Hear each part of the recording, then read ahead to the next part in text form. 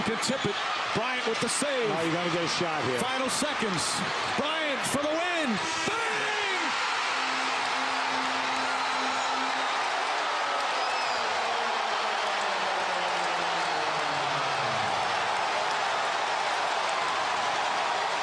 Yeah! Épisode hors série, on fait comme les pros, on a des épisodes normaux et des épisodes hors série. Comment vas-tu mon beau gosse, mon Greg? Quel beau gosse. Salut mon Adri, salut à tous. Salut. Alors, on a décidé de faire un petit épisode hommage à une légende du panier ballon, comme on dit en français. Le numéro 24 des Lakers, j'ai nommé Kobe Bryant. Voilà la pire intro de toute l'histoire de la radio. Greg, on a un casting de ouf pour cet épisode. Ouais. Enfin, on pense qu'on a un casting de ouf. Non, vraiment, on a bien bossé, je pense, pour avoir 3 personnes pour qui Kobe comptait énormément. Alors, toi comme moi, je pense que Kobe, ça dépasse le cadre du basket, mais là, on a eu 3 passionnés. C'est un monument, ouais. Alors on a un gros collectionneur de Kobe qui s'appelle JP Allard, que vous devez sûrement connaître si vous êtes dans le game des trading cards en France. Yes, même s'il est plutôt discret sur les réseaux, mais c'est l'un des plus grands collectionneurs en France depuis les années 90. Il a un super compte Instagram, vous allez le découvrir pour ceux qui ne le connaissent pas, ou sinon on vous mettra les liens de sa collection. C'est assez impressionnant et JP, c'est quelqu'un de très gentil, très humain, et Kobe, pour lui, c'est une bonne partie de sa vie. Exactement. On a un deuxième gros collectionneur allemand ce coup-ci, qui est notre ami Kiki, qui a ouvert son fameux store dans lequel on a fait un live. Yes, Big Brother Store. Lui, pareil, il est mondialement connu puisqu'il a été Beckett Super Collector sur Kobe Bryant, et puis il a ouvert son magasin, il a une collection de fous. Alors, c'est un enregistrement qu'on a fait il y a presque un an, pas tout à fait, mais... de podcast. Yes, et bon, déjà on avait eu un problème technique, on avait dû recommencer. Cette version-là était avec Tobias, qu'on remercie, était un peu moins naturelle parce que Kiki avait eu un souci, donc on avait réenregistré, donc on avait déjà eu certaines réponses et il y avait moins de spontanéité, mais on fait avec, et vous verrez, c'est assez intéressant. Très intéressant. Et pour finir, nous aurons une guest star que vous verrez à la toute fin de l'épisode. On dit pas qui c'est. Voilà, bon, on dit pas qui c'est, mais on fera quand même un teasing le jour J avec son nom, donc vous le saurez. Tu teases quand même. Ah ouais, t'es un teaser, toi. T'es un teaser. Alors, teaser dans le sens faire un teasing, pas dans le sens boire de l'alcool. Ah oui. On précise, le CSA ne venait pas... Non, d'ailleurs, c'est un épisode spécial Kobe. Si on connaît quand même un peu l'athlète qu'il était, on sait très bien que c'était quelqu'un de très sérieux. Qui ne sortait quasiment pas, c'était hygiène de vie irréprochable. Ouais, c'était un gros bosseur parce que bon, il avait du talent, mais c'était pas non plus naturellement le plus talentueux au tout début de sa carrière, et il a bossé vraiment beaucoup plus que certaines stars. C'est ça, une exigence incroyable, et ça, c'est aussi ça qui nous a plu. Voilà. On doit pour ce 26 janvier, c'est un épisode aussi hommage. Un hommage. Alors c'est vrai que moi, Kobe, j'ai toujours eu un peu de mal avec son ego. Ouais, son ego. Moi, j'ai jamais trop aimé le gars parce qu'il avait un gros melon, mais bon. Ouais. En fait, moi, je pense que j'étais mec comme toi avant. Ouais, mais alors... Et en fait, maintenant, quand tu sais l'exigence dans le sport, par exemple, à tout niveau, et moi, je prends souvent le cas dans mon sport, et en fait, tu comprends aussi l'exigence. Ouais. Donc ça, c'est... Mais moi, c'est en grandissant, il y a comme qui éternue à côté. C'est à la bonne franquette ici. Hein. Donc ouais, non, ce que je disais, c'est que Kobe, en fait, moi, c'est sur la longueur que j'ai appris à l'aimer. Alors, au tout début, franchement, moi je le trouvais très arrogant, très un peu méchant. Enfin, je sais pas comment exprimer mon ressenti. Oui, il avait la hargne. Et moi, je trouve qu'il s'est bonifié avec le temps. Et il y a aussi un truc que je pensais pas que ça allait me faire un choc quand on a appris sa disparition, mais ça m'a vraiment. J'ai ressenti un manque. Et je suis d'accord. J'ai ressenti comme un gros manque, et pour moi c'était irréel. Et alors que c'est pas un joueur que j'affectionne plus que ça. C'est vrai ce que tu dis, Adri, parce que sur la fin on a l'impression qu'entre guillemets il s'est assagi et il épaulait en fait. Et même quand il a arrêté sa carrière, il avait encore cette transmission. On le voyait aller voir des matchs, il était avec ses filles, il était hyper actif pour sa famille. Et en fait, au final, ça avait adouci le personnage, son côté, comme tu disais, égo. Ouais, exactement. Alors, en même temps, il pouvait se permettre d'avoir de l'ego parce que quand même, s'imposer aux Lakers avec toutes les légendes qui y sont passées, c'est quand même incroyable. Voilà, on vous révèle pas, mais vous aurez quelques anecdotes à ce sujet tout au long de l'épisode, donc ce sera assez savoureux. Ouais, des anecdotes croustifondantes, parce que quand on mange, c'est agréable que ce soit croustillant et fondant à la fois. C'est un petit bonus culinaire que je vous offre, les auditeurs. Et puis allez, quand même, on a toujours un trait humoristique dans notre podcast et on déroge pas à la règle avec un maître magouille entre les deux interviews de nos deux collectionneurs. Exactement, et il a toujours un petit billet à se faire. L'ami Maître Magouille, donc il est sur le dossier, comme on dit. Voilà, mon Adri, écoute, je pense qu'on a fait le tour. Hier soir, on a fait un petit live très sympa. Petit live de 2 heures. Alors bon, il y a des genoux qu'on lâché dans le chat. Il y a eu il y a eu des soucis. Il y en a qui ont mal dormi cette nuit. Voilà, c'est ça. Moi, j'ai un peu cauchemardé. On a vu des cartes sous autographe non slivées. Après, moi, franchement, jette pas la pierre à Benoît. Il voulait montrer sa collègue, c'était sympa. Et au contraire, il a eu des conseils et là on lui a livré des magnétiques aujourd'hui dès ce matin, il a tout mis, il a posté, donc voilà, c'est cool, très sympa. En plus c'était en classeur, il avait sorti pour nous. C'était incroyable parce qu'en plus on a une communauté là qui commence de plus en plus à nous suivre et puis on revoit toujours les mêmes habitués et ça fait plaisir. Là on commence à avoir et des nouveaux aussi, ça fait des plaisir, nouveaux et puis voilà, c'est super cool. Et mon Twitter n'a pas arrêté de clignoter, donc ça c'était incroyable aussi. C'est ça, mon Adri. Bon bah écoutez, j'espère que cet épisode spécial Kobe va vous plaire. Exactement. Ce sera un petit peu plus long que le dernier épisode, mais je pense que ça vaut le coup. Un peu plus long, juste 8-9 heures. Allez, on lance l'épisode, c'est parti. Greg, il est beau gosse.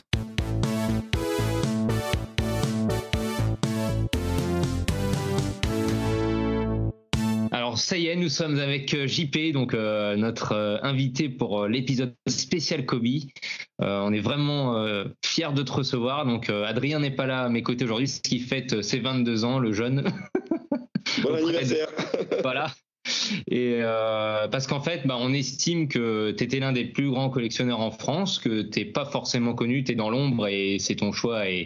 Mais nous, on voulait avoir cette petite part d'exclus avec toi et tu as accepté, donc c'est vraiment un honneur. Et sachant qu'on faisait un épisode spécial Kobe, on a pensé vraiment à toi. Mais avant de rentrer dans le vif du sujet, de parler de Kobe, des cartes et puis tout son univers autour, on voulait déjà que tu te présentes un petit peu, comment toi tu te définis et savoir comment tu es venu au basket et aux cartes. Alors déjà, moi c'est Jean-Paul, donc connu sous le pseudo de JP par la plupart des membres de ce milieu-là de cartes. Et donc j'ai 51 ans et j'ai découvert le monde des cartes par le biais du basket, quoi. Parce qu'au départ j'étais vraiment impratiquant. Et j'ai vu arriver la NBA comme tout le monde ici en France à la fin des années 80. Fin des années 80, on commençait à en parler. Il y avait quelques magazines, il y avait Canal.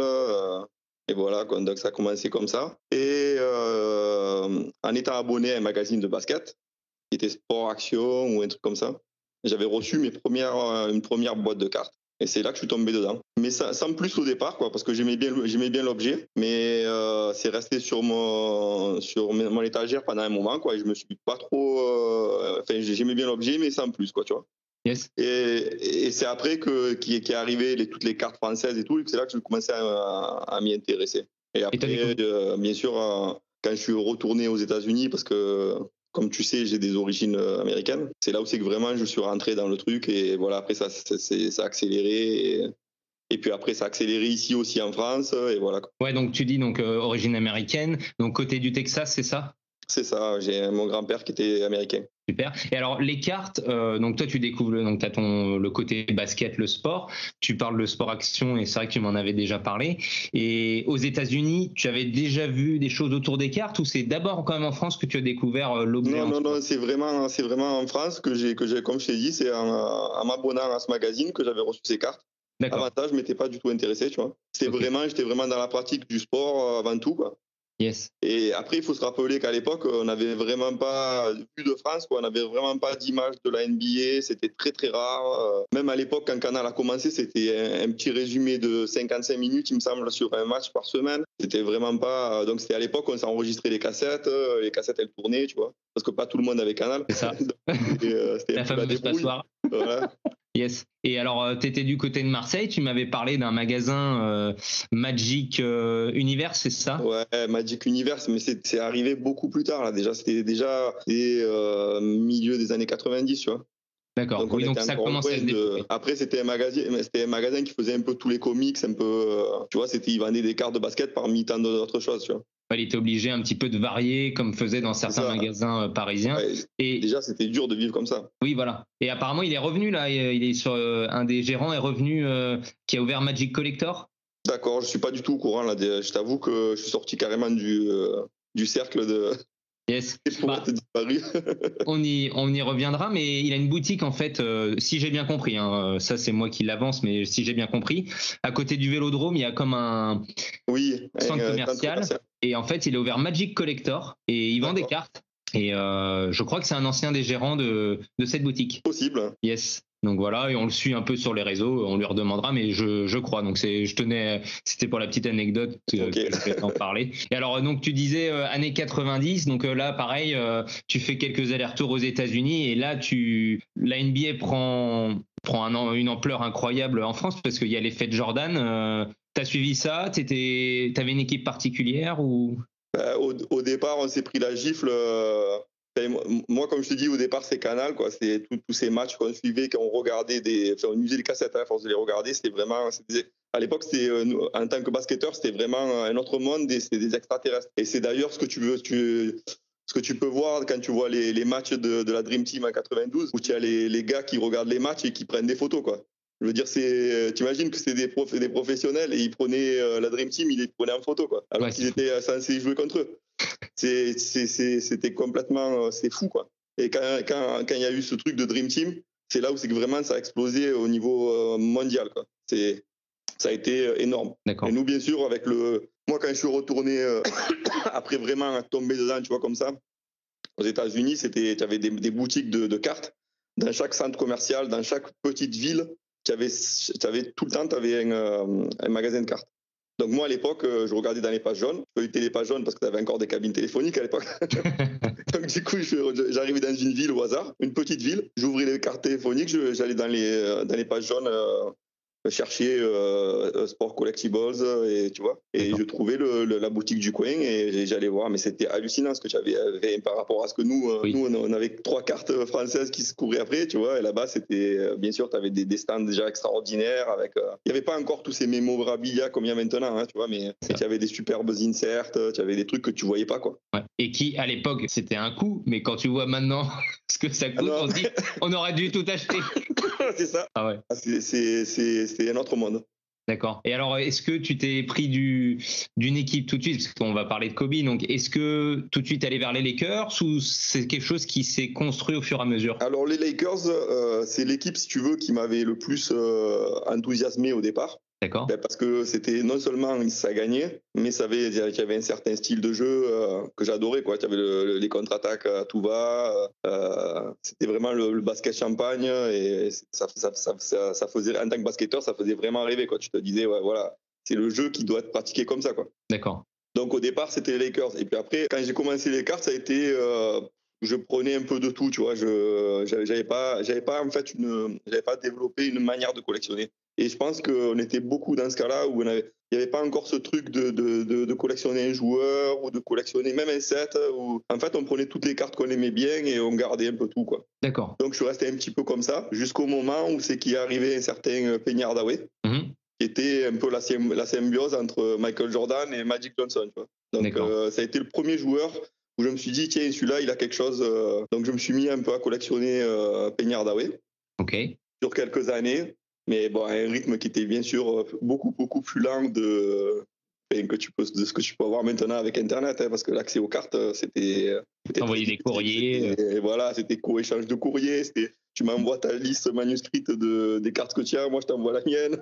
Donc il y a un échange, il pouvait prendre un mois, tu vois. C'est ça. Et bon, c'était comme ça à l'époque. Oui. Et j'ai continué Penny Hardaway sur quelques années, jusqu'au moment où arrive Kobe Bryant. D'accord. Et Kobe Bryant, ça a commencé, en fait, j'ai tiré sa carte Rookie Finest dans un paquet de Finest, tu vois. Donc à l'époque, c'était Finest, au moment où c'est sorti, c'était la rookie à avoir. Parce que l'année d'avant, tu avais eu Kevin Garnett. Yes. Et Kevin Garnett, c'était la carte repère à l'époque, c'était la Finest Rookie. Tu vois. Il n'y avait pas encore les Top Scrum, parce que les Top Scrum, c'est un peu particulier. C'est un produit qui avait été développé pour être vendu dans les supermarchés. Mais quand quand tout le monde s'est rendu compte qu'en fait, c'était limité, c'est là où c'est que c'est devenu ce que c'est devenu. Parce qu'au départ, personne n'avait. C'était un produit qui était pas fait pour avoir cette aura-là, tu vois. C'est ça, ouais. Un truc qui était fait pour les magasins, genre Target, Walmart. Ouais. Donc, quand j'avais tiré ce Kobe, je me suis dit, ouais, ce petit jeune, là, parce qu'il avait 18 ans à l'époque. Hein. Ah oui, oui. Bon, déjà, la carte était très belle, parce que ça Finest Rookie, la photo, elle déchire. Et donc, je me suis dit, ouais, je vais regarder un peu ce qu'il donne. Et voilà, quoi. C'est là que j'ai commencé à m'intéresser à lui. D'accord. Et très vite, je me suis dit, ouais, il a quelque chose. Ouais. Donc, comme ça, et de fil en aiguille, tu t'es dit, je vais le PC, ou ça s'est fait un peu au fur et à mesure, ça a été très vite, ta PC? J'ai commencé à regarder ce qu'il y avait autour de moi, j'ai commencé à récupérer ce que je pouvais, comme tu dis, tu vois, avant on avait le magasin sur Marseille, à Metal Universe, oui. Et j'ai commencé à récupérer à l'échange tout ce qui passait, tu vois, les cartes, même moins UP que j'essayais de choper ce que je pouvais, tu vois. Et j'ai retiré une deuxième fois la Finest. Ah ouais. La main heureuse. Là, j'étais aux États-Unis. Là. Je me rappelle très bien, j'avais acheté ça dans un Toys R Us. Ils vendaient à l'époque des paquets de Finest. Oh là là. C'est fou quand tu penses à ça. Ah ouais. C'est hallucinant. Et j'avais tiré une deuxième fois cette Finest. Et là, je me suis dit, ouais, vraiment. Et c'est là que j'ai vraiment. Je me suis dit, allez, je me mets sur Kobe et j'ai fait ça un peu plus sérieusement après ça. Quoi. D'accord. Et alors, en France, souvent, en plus, c'était, comme tu disais, beaucoup plus long pour faire des trades, on est milieu des années 90, Internet, là, pour la plupart, voilà, c'était pas tout de suite. Est-ce que tu as des collectionneurs en France qui faisaient un peu office de chasseurs de tête, ou qui pouvaient te fournir plus facilement certaines cartes? T'arrivais à te fournir en ayant ciblé ta recherche? Essentiellement, les deux personnes avec qui j'étais le plus en contact à l'époque, c'était Rossel, qui est connu de tous, yes. Et qui avait déjà à l'époque des listes. Ah oui. Et quand il t'envoyait sa liste, c'est rien que tu utilisais les cartes qu'il avait, tu rêvais, tu vois. Parce qu'à l'époque, tu n'avais pas les.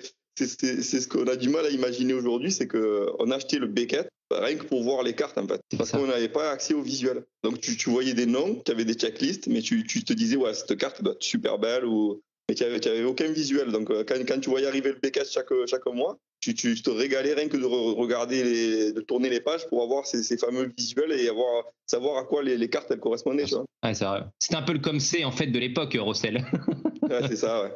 Il y avait Sieu aussi, c'était Sieu. Mais bon, après, tu vois, par exemple, quelqu'un comme Laurent Marty, oui. C'est quelqu'un avec qui j'ai échangé depuis cette période-là, tu vois, et qui est encore dans le game, tu vois. C'est ça. Ouais, non, c'est génial. Et donc, j'avais eu son nom sur un magazine de basket, tu vois, on mettait nos coordonnées pour pouvoir échanger, tu vois, c'est... Alors c'est vrai qu'à l'époque on voulait que ça aille plus vite parce que c'était long, mais en fait aujourd'hui quand t'entends ça, c'est un côté charme, tu vois ce que je veux dire, du hobby. Complètement. Le truc en fait qui va faire nostalgique un peu, c'est que en fait c'est tout ce côté tu rêves de la carte, tu sais pas à quoi elle ressemble, tu l'attends. Et chaque carte compte. C'est ça. Alors qu'aujourd'hui, aujourd'hui et même oui. Au début des années 2000, quand Internet s'est vraiment développé, tu as vite perdu ce côté-là, le côté... en fait, j'ai vu beaucoup de collectionneurs qui sont brûlés les ailes avec ça, tu vois. Genre, ils ont accumulé énormément de cartes en très peu de temps, et puis à l'arrivée, ils ont perdu le truc, tu vois. Ouais, c'est ce que tu expliquais tout à l'heure. Tu parlais d'être sorti, entre guillemets, un peu du hobby. C'est par... choix, tu as vu au fil des années le collectionneur même qui était peut-être avant qui a changé. Tu étais quand même pas mal sur BTC aussi. Tu préfères être plutôt dans ton coin ou tu préfères être avec les étrangers? Comment est ta vision du hobby? Comment tu la vis aujourd'hui? Alors pour parler de BTC, il y a eu une période de ma vie où j'étais tous les jours sur BTC. Donc J'ai même été modérateur de la section basket à un moment. Donc oui, BTC, c'était tous les jours et c'était énormément d'échanges, énormément de discussions, énormément de... C'était un monde... c'était vraiment le départ d'Internet et vraiment le développement de cette communauté en France, quoi. C'était top. Donc, c'était il y avait beaucoup d'entraide, il y avait beaucoup de camaraderie. Et après, il y a eu une phase où tout s'est accéléré. Je ne sais plus exactement, pour te dire, une époque où c'est qu'il y a eu sur le marché une arrivée de gens avec des moyens vraiment au-delà de l'imaginable. Je pense que c'est fin des années 2000, 2008, 2009, là où c'est que tu as eu beaucoup de gens, des Asiatiques qui sont arrivés avec énormément de moyens. Ouais. Et c'est là que ça a vraiment basculé. Et après, moi, j'ai commencé à sortir un petit peu j'ai tenu, on va dire, jusqu'à 2012, 2013, où j'étais vraiment, je suis resté dans le truc en étant présent sur tous les forums, que ce soit américains, australiens, allemands. Mais après, j'ai décroché, quoi. J'ai réussi à tenir avec ma collection de James Worthy, parce que quand je te disais, quand j'ai commencé, on n'avait pas de méthode de collection. Après, moi, je suis devenu vraiment quelqu'un qui me suis focalisé sur avoir tout sur un joueur. Donc, tu as fait le choix de partir sur Worthy parce que, si je me trompe pas, que je me souviens. Kobe, quelque part, tu vois. Kobe, c'est devenu, tu vois, tous les Asiatiques et tout, tout le monde prenait du Kobe. Je veux dire, c'était devenu... Tu peux plus donc, en fait, Worthy, j'ai commencé Worthy, c'était pas par rapport à ça, j'ai commencé Worthy parce qu'il me manquait, j'avais l'impression qu'au niveau de l'histoire de la carte, il me manquait toute une période qui avait été le moment où c'est que j'avais découvert la NBA. D'accord. Donc toutes ces cartes de cette période des années 80, un peu rétro et tout, j'adorais. Puis le look des joueurs de l'époque, donc Worthy avec les lunettes et tout, c'était emblématique de ce que nous on aimait, tu vois. Et c'est cette manière de jouer avec ce look et tout. Et Worthy, c'était vraiment le joueur qui me faisait kiffer quand je regardais les Lakers. Tu vois, c'était souvent le mec qui finissait les actions après les belles passes de Magic. Et puis voilà, quoi. Pour moi, c'était la parfaite combinaison. C'était d'avoir cette historique des cartes à cette période-là et d'avoir un joueur qui m'avait fait kiffer au départ. Au départ, de vraiment quand j'ai commencé à... Parce que au départ, il y avait tout le monde qui aimait Jordan, tu vois. Oui. Et après, moi, j'aimais pas, tu vois, j'aimais pas aimer ce que tout le monde aimait, tu vois, quelque part. Ouais, tu voulais sortir aussi. Ouais, voilà. Ce qui est normal, en plus, comme tu avais en plus une attirance pour les Lakers, ça paraît encore plus légitime. Ouais, voilà. Et alors, on va revenir sur Kobe, mais à titre de comparaison, parce que j'imagine que Worthy, en plus, l'idéal, c'est de se dire combien il y a une checklist de Kobe aujourd'hui et de Worthy. Tu sais à peu près en nombre les deux? Alors, quand j'ai commencé, Worthy, tiens-toi bien, il y avait 200 cartes qui existaient de lui. Ah ouais. Alors, tu vois, en tant que collectionneur de Kobe, je me disais, Kobe, c'était déjà plus de 3000 cartes, tu vois. Oui. Donc, je me disais, c'est faisable. Et en plus, il avait arrêté de signer. D'accord. Donc, il avait arrêté de signer, il avait signé que très peu de cartes. Donc, du coup, quand j'ai commencé, ça a été génial, quoi. Je suis arrivé à 90% de la checklist. C'était super, quoi. Et en plus, voilà, quoi. Je veux dire, tout le monde m'aidait, tu vois. Dès que quelqu'un voyait une carte de Worthy sur un forum. On pensait à toi. Ouais, voilà. Top. Et puis arrivé Panini. Et puis arrivé Panini. Et là, c'était un petit changement de donne. Et elle a doublé. Déjà avant Panini, il a recommencé à signer. Ça a été déjà un premier truc. Mais pendant longtemps, d'ailleurs, quand je regarde ma checklist, même aujourd'hui, jusqu'à 2014, peut-être, j'ai vraiment pratiquement tout, quoi. Et bon, là, maintenant, j'ai 1400 cartes, tu vois. Ah oui, ah ouais. Ah ouais, donc là, ouais. Ok, ouais, ça commence à vachement gonfler avec le temps et on passe sur une PC, oui, là, en nombre qui est déjà conséquente. Ah oui, là, c'est déjà énorme. Donc j'ai à peu près 200, on va dire 200 One of One, tu vois. Ah oui. Alors qu'au départ, dans la checklist, au départ des 200 que j'ai dit, il y avait 3 One of One. C'est de la folie. Par rapport à Kobe, c'était un autre monde, tu vois. Et alors, et Kobe, sa checklist aujourd'hui, tu sais à peu près combien de cartes elle fait? Non. 20 000, non? Même plus, peut-être. Ouais, comme Jeter. Franchement, il y a tellement de parallèles C'est ça. Déjà à l'époque, ça commençait avec Topps. Hein. C'est Topps qui a commencé à vraiment envoyer beaucoup sur leurs dernières années. Là. Ils ont commencé à vraiment faire beaucoup de parallèles. Et donc, tu es dans les années 90, fin 90, là tu collectionnes Kobe. Tu arrives à combien de cartes de lui à peu près? Kobe, j'ai dû aller jusqu'à, je pense, 2000 ou quelque chose comme ça, quoi. Ah oui, déjà, ouais. Ok. Mais vraiment, quand j'ai lâché Kobe, quoi, j'avais vraiment une grosse collection. Hein. Et alors, tu as décidé de lâcher Kobe, pourquoi? Tu t'es séparé de tout? Après, il a fallu faire un choix financier aussi. Je veux dire, je pouvais pas commencer une collection où, comme je t'ai expliqué, j'étais assez jusqu'au boutiste. Oui. Et je voulais vraiment. Et après, quand tu voulais vraiment continuer sur un joueur comme Worthy et qu'il y avait l'arrivée de Panini avec du hyper high-end, tu vois, genre Flawless, Immaculate et compagnie, je veux dire, il fallait quand même avoir un financement. Et du coup, c'est là que j'ai pris la décision de me séparer de quelques Kobe, tu vois, pour pouvoir financer ma collection pleinement. Quoi. D'accord. Et donc, tu t'en es séparé, mais aujourd'hui, il t'en reste. Ah, il m'en reste bien 1000. Ah Ah, ça fait plaisir. Ah ouais, non, c'est super. Après, il m'en reste, il y a quelques-unes que je peux pas me séparer aussi, tu vois. D'accord. C'est quoi la plus belle? Alors, c'est quoi ta plus belle carte que tu aies eue et c'est laquelle la plus belle qu'il te reste? Alors après, c'est difficile de dire.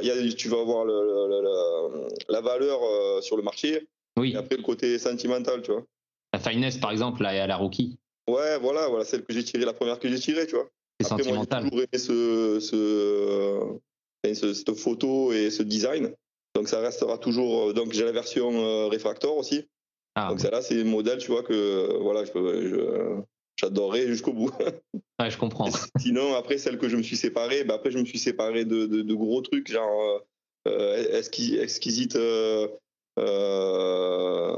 Pacciotto sur 50 de la première année, tu vois. Non, de la deuxième année. D'accord. Ça, c'est des trucs qui maintenant, c'est même pas la peine. Ou tous les autos, hein. J'avais une vingtaine d'autos. T'as plus d'autos? Revendus à l'époque, c'était déjà, je les ai revendus avec un profit, mais si j'avais gardé maintenant, aujourd'hui, le moindre auto de Kobe, c'est. Ah oui. J'avais des autos limitées à 24 exemplaires, j'avais des buybacks, des trucs vraiment sympas, quoi. Ah ouais, non, t'avais du lourd, c'est clair que c'est quelque chose d'important. Par contre, t'as aussi développé autour une collection d'objets, figurines, tout ça. Et j'ai toujours adoré ça.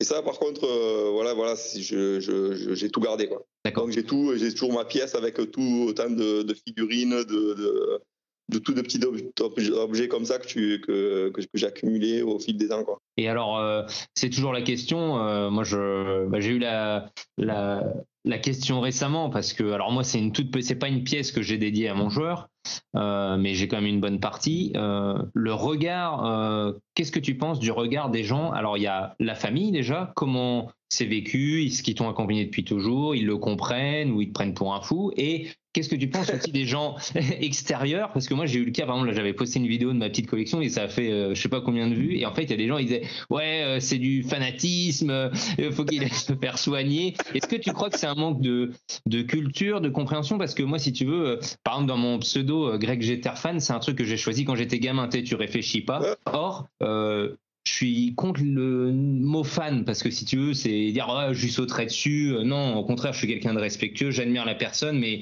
j'en fais pas quelqu'un d'idéal. Tu vois, il y a des gens, personne n'est parfait. Mais si tu veux, en France ou même aux États-Unis, parce qu'il y a un des gars, il disait ça. Il y en a, ils comprennent pas ça.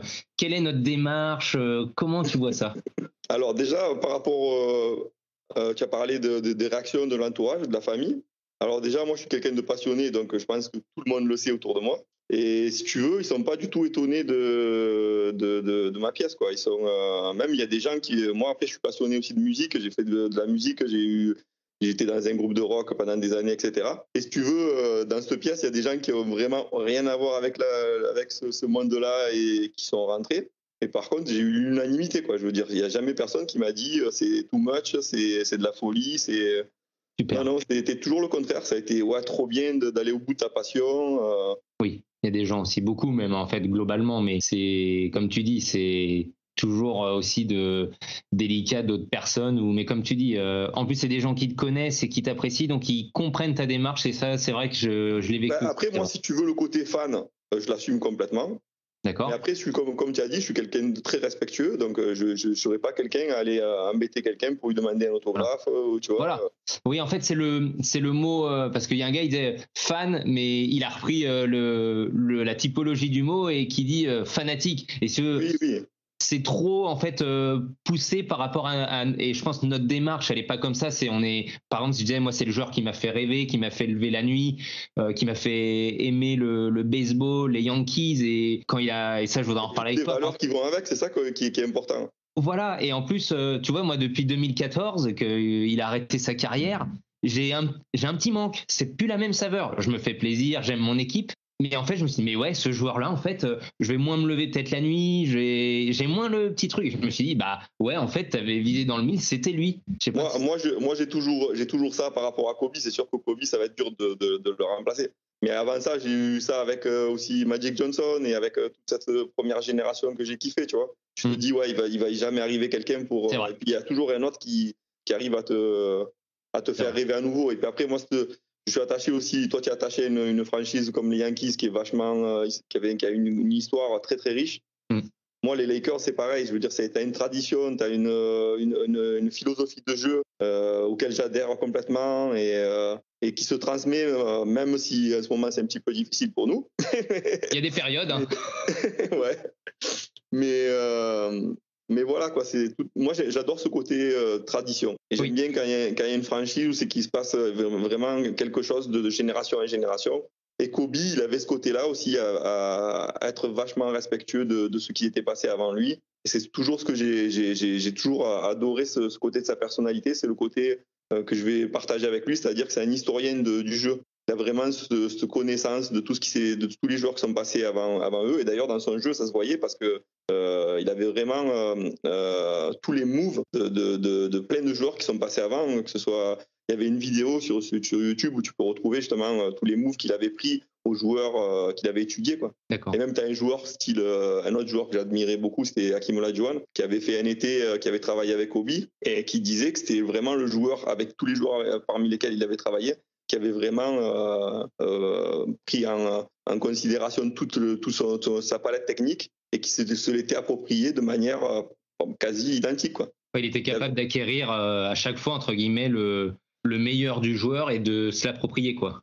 C'est ça. Et puis après, je veux dire, quand tu te dis, oui, c'est un gars, parce que Hakeem Olajuwon, il faut dire, il était sur la fin de sa carrière quand Kobe a commencé à devenir vraiment un All-Star et compagnie. Mais quand même, il avait ce respect parce qu'il savait ce que lui représentait et qu'il savait vraiment que c'était un joueur qui avait été à un moment donné pratiquement l'égal de Michael Jordan, tu vois. Hakeem Olajuwon, c'était vraiment c'est un joueur énorme.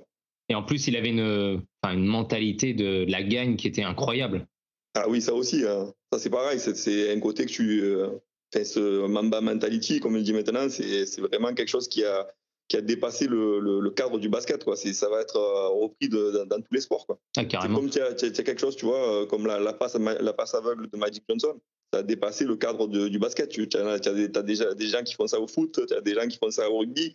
Tu vois, c'est vraiment... t'as des personnalités comme ça qui arrivent à dépasser le cadre de leur sport et qui sont plus rares, quoi.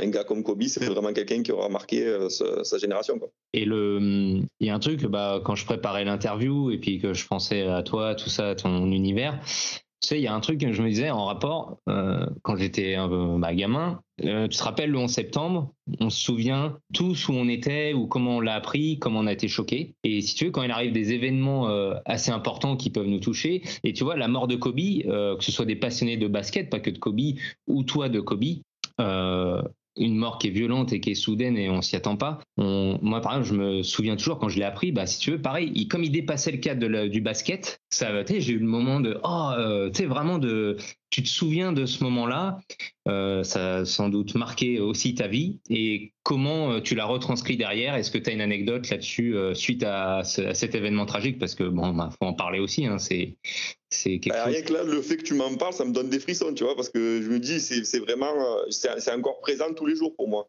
C'est quelque chose qui, même je me regarde, la cérémonie par exemple avec sa femme, avec tout ce qui s'est passé au Staples Center, on l'a regardé avec ma fille et on a pleuré tous les deux, quoi. Ma fille, elle était autant dedans, tu vois, que moi, quoi. C'était vraiment, c'était quelque chose qui nous a marqué, mais je me rappelle pas une autre personne que j'ai perdue, que je connaissais pas et qui m'a autant et pourtant j'en ai perdu parce que comme je t'ai dit, je suis fan de musique et des gens comme Chris Cornell, tu vois, chanteur de Soundgarden ou Kurt Cobain ou des gars comme ça, tu vois, il y a eu quand même des grosses pertes. Mais quelqu'un comme Kobe, c'était vraiment, j'avais l'impression de perdre quelqu'un de ma famille, quoi. Et en plus, j'avais ce parallèle-là parce que moi, j'ai une fille. Et tous les derniers temps, où c'est qu'il venait souvent voir les matchs et tout, il venait avec sa fille.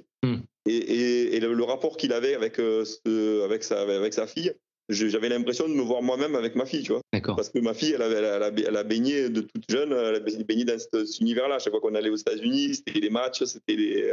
J'ai une anecdote à d'ailleurs raconter à ce sujet-là, c'est que pendant très longtemps, ma fille croyait que Tony Parker était mon ami, tu vois. On l'avait rencontré dans son année rookie, on l'avait rencontré à San Antonio. D'accord. Après un match, donc on avait fait avant un match, et on avait fait des photos et on avait discuté. Il avait été hyper sympa. Je crois que j'étais le premier Français qu'il rencontrait depuis son arrivée à NBA, quoi. C'était en décembre, je sais plus si c'était 2000 ou quelque chose. Ça, son année rookie en fait. D'accord. Et du coup, il avait été génial, il avait été vraiment très ouvert. Et puis dans l'ambiance, tu vois, des matchs NBA, avoir ce rapport avec quelqu'un comme lui qui venait de devenir titulaire chez les Spurs, et ben c'était vraiment pour ma fille, c'était un souvenir qu'il avait marqué. Et chaque fois qu'elle voyait à la télé, tu vois, quand elle était petite, elle disait ouais, le copain à papa à la télé. Donc c'était marrant. D'accord. Ah ouais, non, mais c'est des choses, je comprends. En plus, quand on est parent derrière, on peut penser à cet événement, dire, comme tu dis, il y a la transmission, comme tu dis, avec ta fille. Et elle, par rapport à ta collection, elle aime bien que tu lui dises, tiens, regarde, j'ai reçu ça. Tiens, je t'explique l'histoire de cette carte. Ou il y a quelque chose comme ça. Alors elle, déjà, elle a chopé le truc de la collection aussi. Ah. Pas vraiment dans le même domaine. D'accord, mais bon, c'est déjà ça. Après, j'essaie de la tenir informée sur l'évolution des prix pour le jour où je serai plus là, tu vois. Parce que ça fait peur, tu vois. C'est le côté un peu qui m'a un peu. La transmission. Le côté qui me déçoit un peu sur la tournure des événements par rapport au hobby, qui fait que comme tu as dit, je reste dans l'ombre en ce moment. C'est ce côté spéculation, la montée des prix de chaque pièce. Je trouve que c'est indécent. Et voilà, c'est ce qui fait que voilà, maintenant je suis à un stade dans ma collection où c'est que j'apprécie toujours ce que j'ai. C'est pour ça que j'essaie de faire vivre mon compte Instagram en prenant des belles photos et en partageant, tu vois. Ouais, t'avais fait un super challenge en plus avec les patchs et on mettait sur le maillot, c'était une super initiative ça.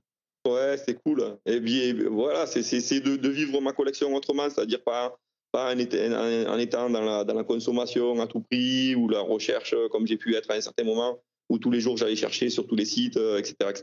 Là, c'est plus dans l'appréciation et dans la mise en valeur de ce que j'ai déjà, tu vois. D'accord. C'est ce que je pense que beaucoup de collectionneurs oublient, c'est-à-dire que quand tu es collectionneur et que tu es vraiment focus sur un joueur, c'est que tu te projettes tout le temps sur la prochaine carte que tu n'as pas. Au lieu de prendre du recul et d'apprécier déjà ce que tu as. Donc là, ça fait un moment que je suis plutôt dans cet état d'esprit, c'est-à-dire essayer tu vois, le fait de prendre le temps de prendre en photo une carte et d'essayer d'avoir tous les effets que tu vois, avec le soleil, avec le temps de passer le fait de passer du temps avec ces cartes, c'est une manière d'être plus dans l'appréciation et moins dans le qu'est-ce que je vais avoir après, quoi. Ouais, je suis d'accord. Et puis tu racontes aussi, moi j'aime bien faire ça aussi avec une carte que tu reçois ou que tu aimes bien, raconter l'histoire qu'il y a autour, que ce soit sur la carte en elle-même, sur l'histoire de la carte, ou alors, comme tu dis, des fois une anecdote, tiens, celle-là, j'ai du mal à la récupérer, mais c'est un Australien qui me l'a envoyé contre 6. Voilà, c'est le charme aussi du hobby. Et comme tu dis, c'est important. Après, par rapport à ça, tu vois, j'ai un petit regret, c'est que j'ai pas assez, comme tu dis, gardé le souvenir de toutes les cartes que j'ai obtenues. Ouais, je comprends. Je me rappelle de certaines cartes bien, parce qu'il y en a où j'ai mis un mois pour finaliser le deal, mais sinon, j'ai pas assez retenu. Celle-là, je l'ai eu sur eBay, celle-là, je l'ai eu sur tel site, alors que je sais qu'il y en a qui le font, et je trouve que c'est plutôt sympa de l'avoir fait. Mais c'est vrai que sur le temps, quand j'étais tellement la tête dans le guidon, que j'ai pas pris le temps de tout bien. C'est un petit regret que j'ai, mais après. Oui. Ouais, mais on se dit tout ça, moi, c'est pareil, il y a des trucs. Puis alors la mémoire, moi c'est une catastrophe. Donc parce qu'il y en a, ils ont une mémoire incroyable. Oui, c'est ça. Mais avec le temps, ça s'améliore pas, je te dis. C'est pas faux. Et tiens, en parlant de mémoire, si tu avais un match, donc j'imagine tu as vu Kobe plusieurs fois en match en vrai. Oui. Si tu avais un match, ce serait lequel et pourquoi qui t'a marqué en réel? Alors j'ai vu pour la première fois où je l'ai vu jouer. Ouais. C'est sa deuxième saison, c'était en décembre 97, il me semble. C'était à Houston, donc, et ma tante m'avait offert des places de match derrière le banc de l'équipe de Houston. Donc c'était mon plus beau, à ce jour, mon plus beau cadeau de Noël. Ah ouais. Et Kobe, il était tout jeune, il était à la période, si tu veux, dans sa première saison, il a très peu joué, il faisait comme les Lakers étaient déjà assez bons. Il faisait les brides de match quand il y avait des blowouts, tu vois. Il a pas sa première année, il a assez peu joué. Et c'est la deuxième année où c'est que vraiment il a commencé à être vraiment sixième homme et rentrer dans tous les matchs et avoir du temps de jeu. Et c'est là qu'il a explosé. D'ailleurs, il a été All-Star la deuxième année en n'étant pas titulaire. Ouais. C'est-à-dire il a été voté par les fans pour être titulaire le jour du All-Star Game alors qu'il n'était pas encore titulaire chez les Lakers. Ouais, ça prouve. Donc moi je l'ai vu dans cette configuration-là, c'est-à-dire où il venait du banc et c'était hallucinant quoi. C'était déjà d'être aussi près du terrain et d'avoir vraiment, quand tu vois l'impact physique, le côté exceptionnel au niveau athlétique et la taille de chaque joueur, c'était quand tu es aussi près, c'est vraiment très marquant quoi. Donc ce match, ça restera pour moi mon plus gros souvenir de match que j'ai vu. Après, quelque part, j'ai eu la chance et la malchance de le voir le jour où il s'est fait sa plus grosse blessure. D'accord, ah ouais, tu l'as vu. Il s'est fait le talon d'Achille, tu vois. Donc c'était un match qui était incroyable parce qu'il jouait contre Golden State. Et en première mi-temps, j'avais Stephen Curry qui met 35 points. Donc Stephen Curry qui était en feu et en fait, il prenait un écran en tête de raquette et il shootait quoi. Mais il shootait, il calculait pas la distance, tu vois, il mettait tout. Et tu avais Kobe qui avait joué la veille 48 minutes à Portland et les Lakers cette année-là, ils avaient eu pas mal de blessures et si tu veux, tous les derniers matchs, ils luttaient pour être en play-off. Donc ça se jouait à quelques matchs pour être en play-off et Kobe donnait tout à ce moment-là. Donc la veille, il avait joué 48 minutes et sur ce match, il est obligé de ça. Et donc là, il a poussé aux limites et il y a eu cette fameuse blessure qui a été fatale pour lui parce que après ce match-là, il n'a plus jamais été vraiment à ce niveau. C'est une blessure qui a été fatale quoi, pour sa carrière. Ouais, c'est ça. Ouais, c'est souvent. Donc quelque part, c'est triste, mais je suis quand même content d'avoir vécu. On va dire Kobe à son meilleur niveau jusqu'à son dernier jour. C'est son dernier jour pour moi à son meilleur niveau. Donc j'étais là pour le voir. Super. Et allez, pour aller un petit peu aussi dans le côté anecdote et jusqu'où tu pourrais dire si t'as une anecdote ou quelque chose. Jusqu'où bout t'es allé pour sa passion de Kobe? Qu'est-ce que tu pourrais nous dire? Ça a été quoi ton plus bel acte? Qu'est-ce que tu pourrais nous dire sur Kobe, sur toi, sur ton côté relationnel? Je sais pas. En fait, je pense que le côté relationnel, c'est déjà je sais pas s'il y a vraiment un jour que je pourrais. Pour moi, c'est être collectionneur, c'est surtout sur la durée. Et donc le côté d'avoir été autant de temps sur des forums de cartes, tu vois, le côté d'aller jusqu'au bout d'une passion et d'y aller tous les jours. C'est ça le truc. D'accord. Parce que comme je t'ai dit, j'ai vu tellement de collectionneurs qui sont brûlés en 1 an, 2 ans, quoi. Et pour acquérir une grosse collection, c'est pas une histoire de 1 an ou 2 ans. Je veux dire, il faut vraiment, à part si tu as des moyens, bien sûr, qui sont pas les miens.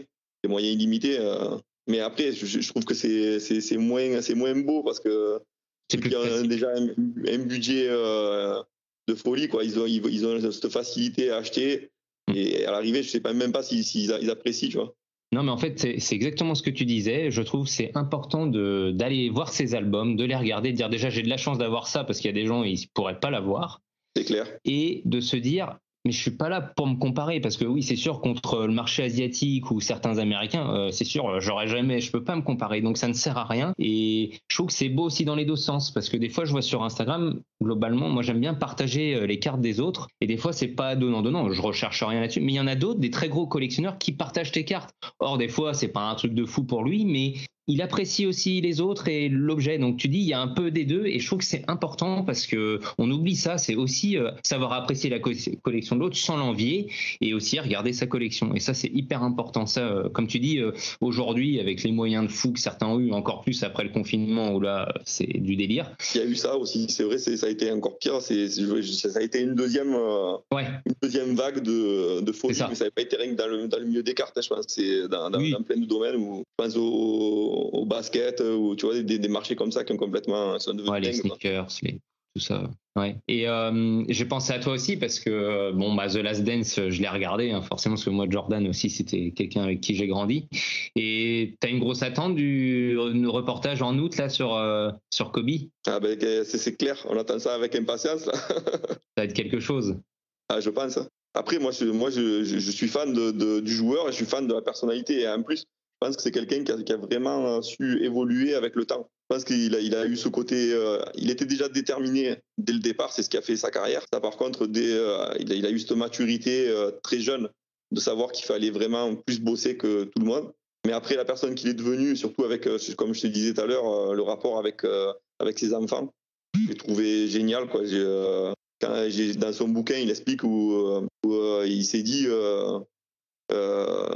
il faut que je sacrifie quelque chose dans ma vie, parce que je peux pas aller voir, je peux pas ne pas aller chercher mes filles à l'école, et je peux pas non plus ne pas faire mes 3 entraînements par jour. Donc il a dit, j'ai pris la décision de sacrifier mon sommeil. Donc il s'est dit voilà quoi, ben je dormirai moins, mais je pourrai quand même tout. Ah ouais, c'est années, il s'est tenu à ça, quoi. Cette détermination, c'est incroyable. C'est à titre comparatif, c'est comme tu dis, nous dans la durée, la passion et tout ce qu'on a mis, et ben lui en fait c'est ça sa passion, c'était être le meilleur dans son sport, mais être le meilleur papa, essayer de tout concilier, et il l'a fait à fond jusqu'au bout. Et comme tu jusqu'au dernier jour, puisque il était avec sa fille et les membres de l'équipe de sa fille. Ouais, c'est vrai. Ouais, non, ça fait, comme tu dis, un peu froid dans le dos là des fois quand on le dit. C'est clair. Voilà. Et allez, pour finir, j'ai envie de dire, donc Kobe, on peut dire que tu l'as dans le cœur, mais aussi gravé sur la peau, non? Eh oui. Donc tu t'es fait un tatouage? Ouais, voilà, ouais. Après, j'adore les tatouages, et voilà, c'était la logique, logique absolue de... Ouais, voilà. Ah, c'est vraiment incroyable ça. Moi, je trouve que c'est une démarche qui est quand même assez incroyable, hein. C'est pas rien. Je trouve que ça montre ton état d'esprit, c'est vraiment, enfin moi je trouve ça extraordinaire, et je suis vraiment content d'avoir pu partager ça avec toi, et ça fait plaisir encore de se dire que on n'est pas dans ce qu'on vit en ce moment. Globalement, on ne généralise pas, parce que cette période elle est folle, comme on disait sur le hobby. Clair. Et de le vivre différemment, et c'était aussi montrer aux gens qu'on peut vivre sa passion, et en étant aussi tout à fait les pieds sur terre, hein. Ça c'est clair. Non, parce que comme tu dis, il y en a, ils se sont brûlés les ailes, il y a toujours les questions du ouais, mais c'est que le business, tout ça, et moi je défends toujours ça en disant non, faut. Et en plus, les gens prennent beaucoup exemple sur ce qui se fait sur internet et la toile. On a envie de dire non, il y a des gens aussi qui sont pas forcément sur les réseaux, qui balancent pas toujours leurs trucs, et il y a des gros collectionneurs, et en tout cas on a eu l'occasion de me partager avec toi. En tout cas, je voulais vraiment te remercier, JP, d'avoir accordé ce temps-là avec nous, te remercier encore une nouvelle fois pour tout ce que tu as fait pour moi, pour le hobby, et on partagera ton compte Instagram, et j'espère que si on fait une rencontre, que ce soit le Paris Card Show ou à Toulouse ou à Lyon, que Luc arrivera à me persuader de venir. Voilà, rien que juste pour profiter, discuter, se rencontrer, et puis en plus on pourra aussi échanger sur les Dodgers, parce que ce sera l'occasion d'en reparler, mais je sais aussi que t'as une... Ouais, j'ai bien plongé dedans. C'est ça. Bon, en tout cas, merci beaucoup JP, je te remercie du fond du cœur, et à très vite. De rien, c'était un plaisir. Surtout, comme je te l'ai dit avant, je l'ai vraiment fait pour toi, parce que je pense que tu es quelqu'un de très bien dans le hobby, et j'adore ton état d'esprit, et voilà quoi. C'est cool. Pas fait pour tout le monde, c'est clair. C'est pour ça, on essaye à notre manière. Alors, des fois, c'est sur le tour de l'humour, et après, quand on a des invités, on essaie de varier, d'avoir de la qualité, on fait la part des choses, et on se prend pas la tête, et on se prend pas pour d'autres personnes, mais au moins on insiste sur ça, c'est le plaisir, et ton discours, il n'y a rien à rajouter. C'était un plaisir, et je pense que les auditeurs qui sont avec nous sont quand même globalement d'accord avec ça. Je te remercie. Ça marche. Merci beaucoup JP, et à très vite. Ciao, ciao. Salut.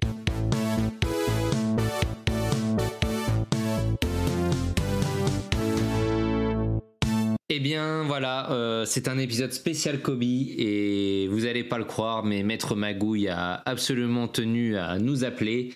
Et pour la première fois, il nous appelle du Japon. Maître Magouille, est-ce que vous m'entendez? Oui, je vous entends très très bien. Alors, c'est pas la première fois que j'appelle du Japon, hein, je vous signale. Ah non, c'est vrai, vous étiez pour les sumo.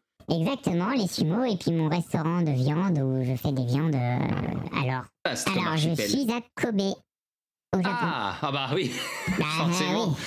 oui. Oui, forcément, oui. Et qu'est-ce que vous faites à Kobe sur un épisode spécial Kobe? Bah voilà, vous savez que moi, ça m'a fortement attristé la mort de Kobe. C'était un drame. Oui. Mais vous savez, à chaque chose, on peut toujours faire un petit billet.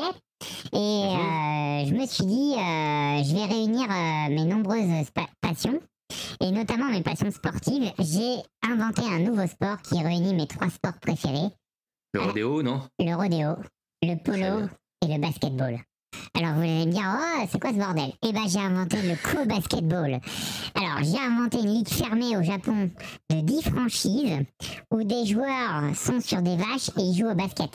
Incroyable. D'accord. Ah oui. Et les gens sont fous. Bah, par exemple, vous avez l'équipe des Yakuza de Tokyo, vous avez les Rikishi de Nagoya, D'accord. et vous avez les poulpes de Saitama. D'accord. Oui, bah faut écouter, pourquoi pas. Alors, Il y a une équipe à Fukushima aussi, j'imagine. Voilà, exactement. C'est une ligue fermée, 82 matchs comme en NBA, des playoffs en 7, et on peut gagner la coupe du Black Mamba à la fin pour la franchise gagnante. Donc c'est incroyable. La coupe du Black Mamba. Non mais vous êtes un bon, vous, Maître Magouille. Dites oui. donc. Et, Non mais... ouais, je suis même un MVP. M comme Magouille. Magouille, valuable player, oui. Ouais, ça vaut Magouille bien. very prétentieux. Aussi, ouais, non, c'est pas faux. Mais bon, ça ne vous fait pas de mal un petit peu de profiter quand même de l'image de Kobe. C'est quand même moche de votre part. Tout le monde se fait du blé sur le dos de Kobe. Arrêtez de me faire croire ça, monsieur. À commencer par sa femme, paraît-il. Je suis pas le premier. Bah, faut bien rentabiliser. Regardez la femme de Johnny, elle fait pareil, hein. D'accord. Et dites-moi, Mathilde, dans tout ça. Ah bah Mathilde, c'est la commissionnaire de la ligue, celle qui fixe les règles, qui édite les contrats, les plafonds salariales, tout ça quoi. Parce que bon, on gagne des sous, mais faut payer les cavaliers des vaches. Faut payer la nourriture pour les vaches. Enfin, il y a des frais quand même. Hein. Faut nettoyer les parquets. Alors attendez, non mais alors Maître Magouille, je vous arrête tout de suite les produits dérivés. Enfin, voilà. Pour une fois, on a l'impression que c'est quand même un projet qui a l'air sain. C'est du sport, une ligue fermée. Derrière, quand la saison est finie, c'est fini. Non, alors, c'est vrai que 82 matchs plus les playoffs en 7, bon, je vous avoue que les vaches, elles ont eu le temps de prendre du muscle. Mais elles sont un peu fatiguées. Et souvent, leur durée de vie, c'est 1 à 2 saisons maxi, parce que voilà, c'est intense, hein, c'est un sport intense. Hein. Il y a 24 vaches par équipe, comme le numéro 24. Et à la fin de la saison, bon, bah, vous savez que j'ai un restaurant qui fait les entrecôtes en or. Et ben là, voilà quoi, on réutilise les vaches dans mon restaurant et je fais des magnifiques steaks de Kobe. C'est comme du bœuf, de Kobe, sauf que c'est du bœuf de Kobe. Voilà. Ah oui, d'accord, c'est sympa comme concept. C'est de la bonne viande parce que c'est du bon muscle. Les vaches ont été sportives, donc il y a que du bon. Très bien. Ah oui, non, c'est particulier. C'est-à-dire qu'en plus, est-ce que vous avez un prix si vous êtes abonné à la Ligue? Si vous êtes à la il y a pas de prix. Par contre, si vous amenez vos enfants dans le menu enfant, vous avez une carte avec un morceau de peau de serpent Black Mamba dans le menu Petit Brian. Écoutez, il est affreux. On reprend la concurrence. Hein. Courte paille, hippopotamus et buffalo. Et Buffalo. Ah oui, d'accord. Et Buffalo devenu Napa Caro, vous étiez venu nous en parler. Écoutez, moi je suis dans le business, vous savez, la bouffe, le sport, je suis partout. Il m'a tué. Je vous trouvais bien humaniste, bien... ouais. C'est humain, je fais revivre un peu l'esprit de Kobe à travers la viande. C'est pas faux. Bah écoutez... c'est... Oui, je suis un peu sans voix, mais que voulez-vous, Mais c'est parce que vous comprenez pas encore mon génie. C'est vrai. Non, mais le génie, il est là, oui, ça c'est sûr. Le génie de la connerie, il est là. Entre le génie et la folie, il n'y a qu'un pas. C'est pas faux. Bah écoutez, la transition va être très compliquée avec le prochain invité, mais écoutez, je vous dis à la prochaine fois, Maître Magouille. Bah merci, Monsieur Greg, c'est toujours un plaisir d'intervenir sur votre podcast, même si je crois que vous m'aimez pas beaucoup. Alors que j'ai cru comprendre qu'une certaine communauté podcastienne aime beaucoup mes conseils. D'ailleurs, j'ai régulièrement des appels. Oui, je suis sur un deal de cartes, comment faire? Alors je leur explique. Je leur dis bon bah voilà, vous dites que c'est une carte mint alors qu'elle est toute poutrée, vous la livrez sans sleeve, vous dites que c'est une rookie authentique alors que c'est une réédition. Enfin voilà, toutes les astuces de bon fils-up. Magouilleur. Voilà. C'est ça. C'est ça. Bon bah écoutez, je crois que comme conclusion, on pouvait pas faire mieux. Merci Maître Magouille. Merci aussi et saluez Adrien, votre acolyte, c'est un mec génial. C'est pas faux. Allez, au revoir. Au revoir.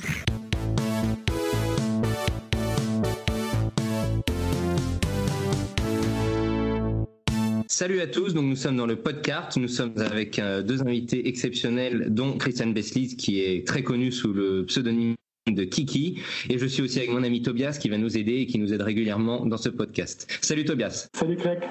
Salut Kiki. Salut Greg, salut Tobias. Ouais. Voilà.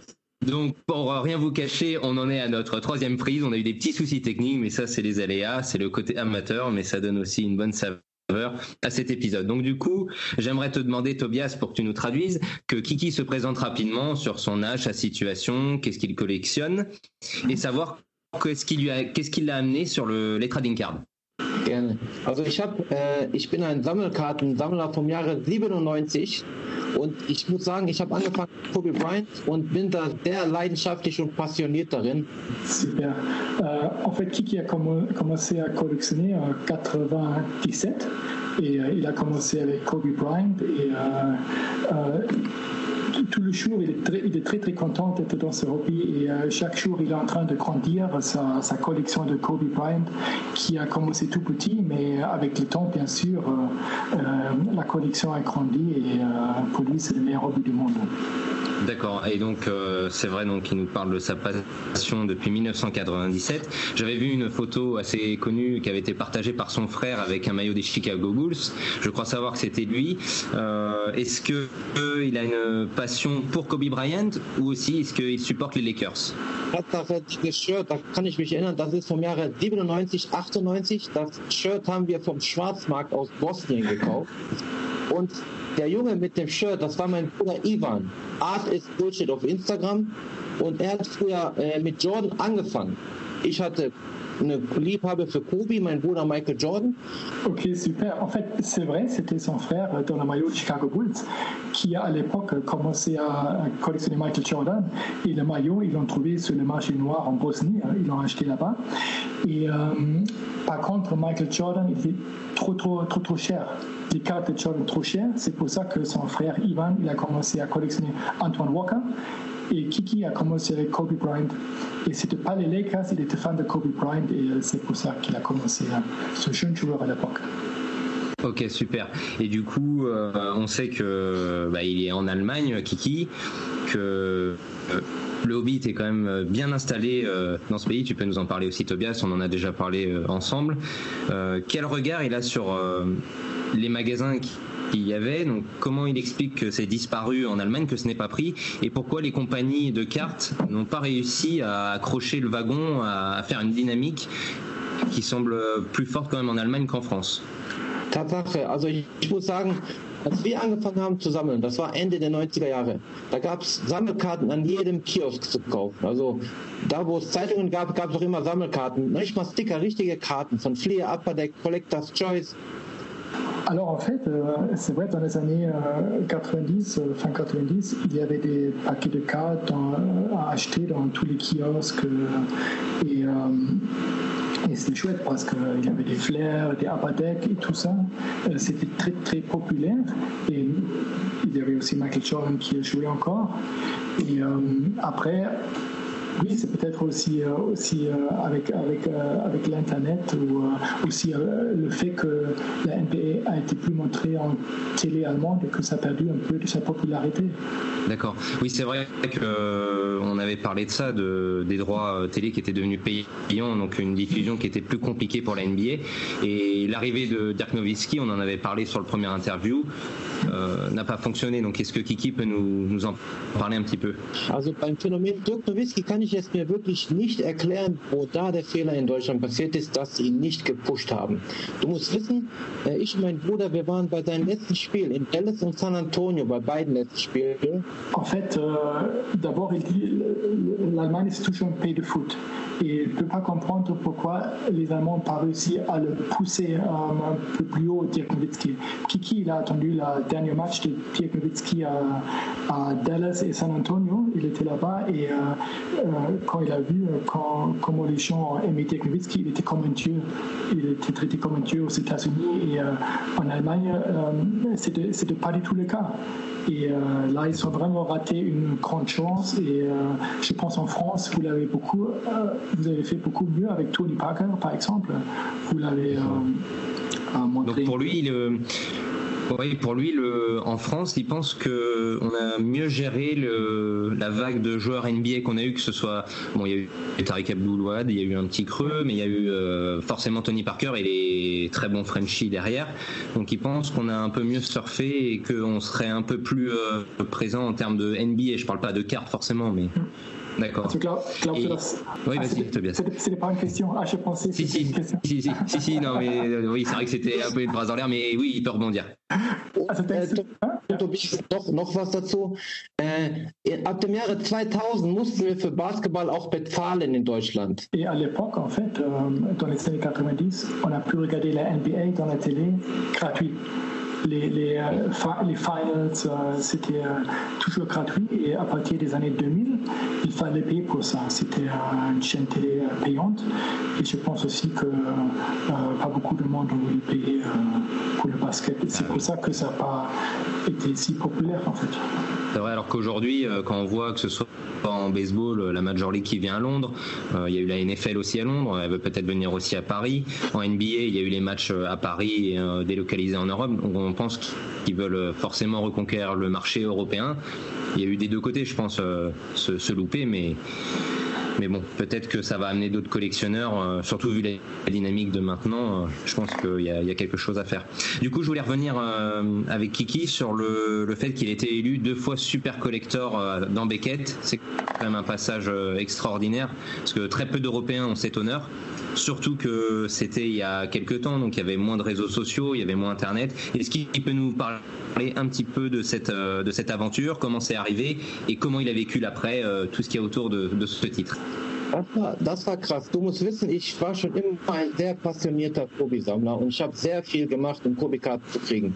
Es gab damals das Cardboard, es gab damals Trader Retreat, Hobby Kings und Beckett Boards. En fait, à l'époque, Kiki était dans différents forums. Il y avait Beckett, il y avait Hobby Kings et 2 autres. Et en fait, ils ont lancé une recherche. Il est où Croatian Twins sur le Beckett forum?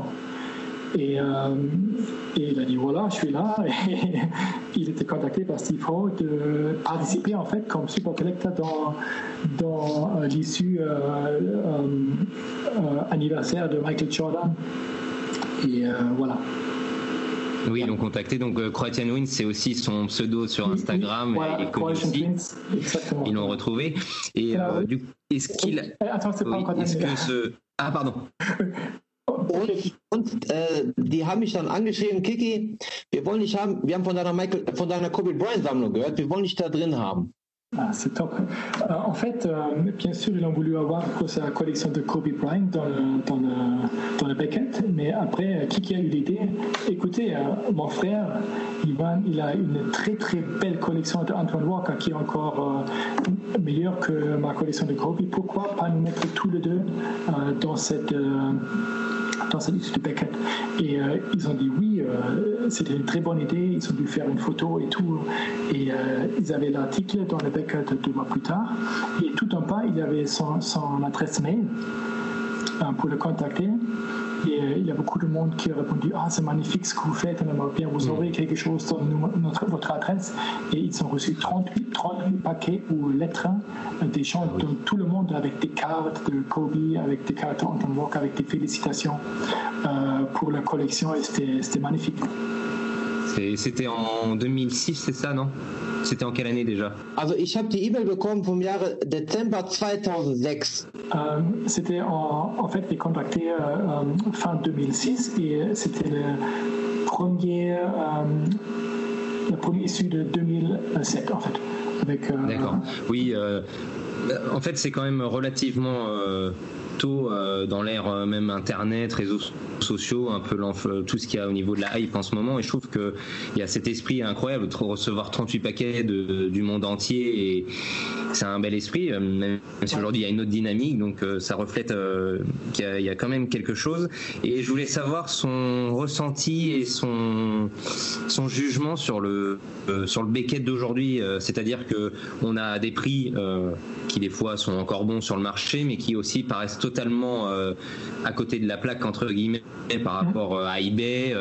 Quel regard il a, et est-ce qu'il pense que Beckett va savoir rebondir, ou est-ce que c'est quand le marché va se relisser et que Beckett n'aura pas bougé, ou pour lui c'est devenu ce n'est plus la Bible? Okay, das ist jetzt schwierig. Also ich bin Befürworter von Beckett Magazin. Das ist für mich wirklich, also wir reden ja von Super Collector bis Ritterschlag, aber Beckett ist für mich eine Art Bibel.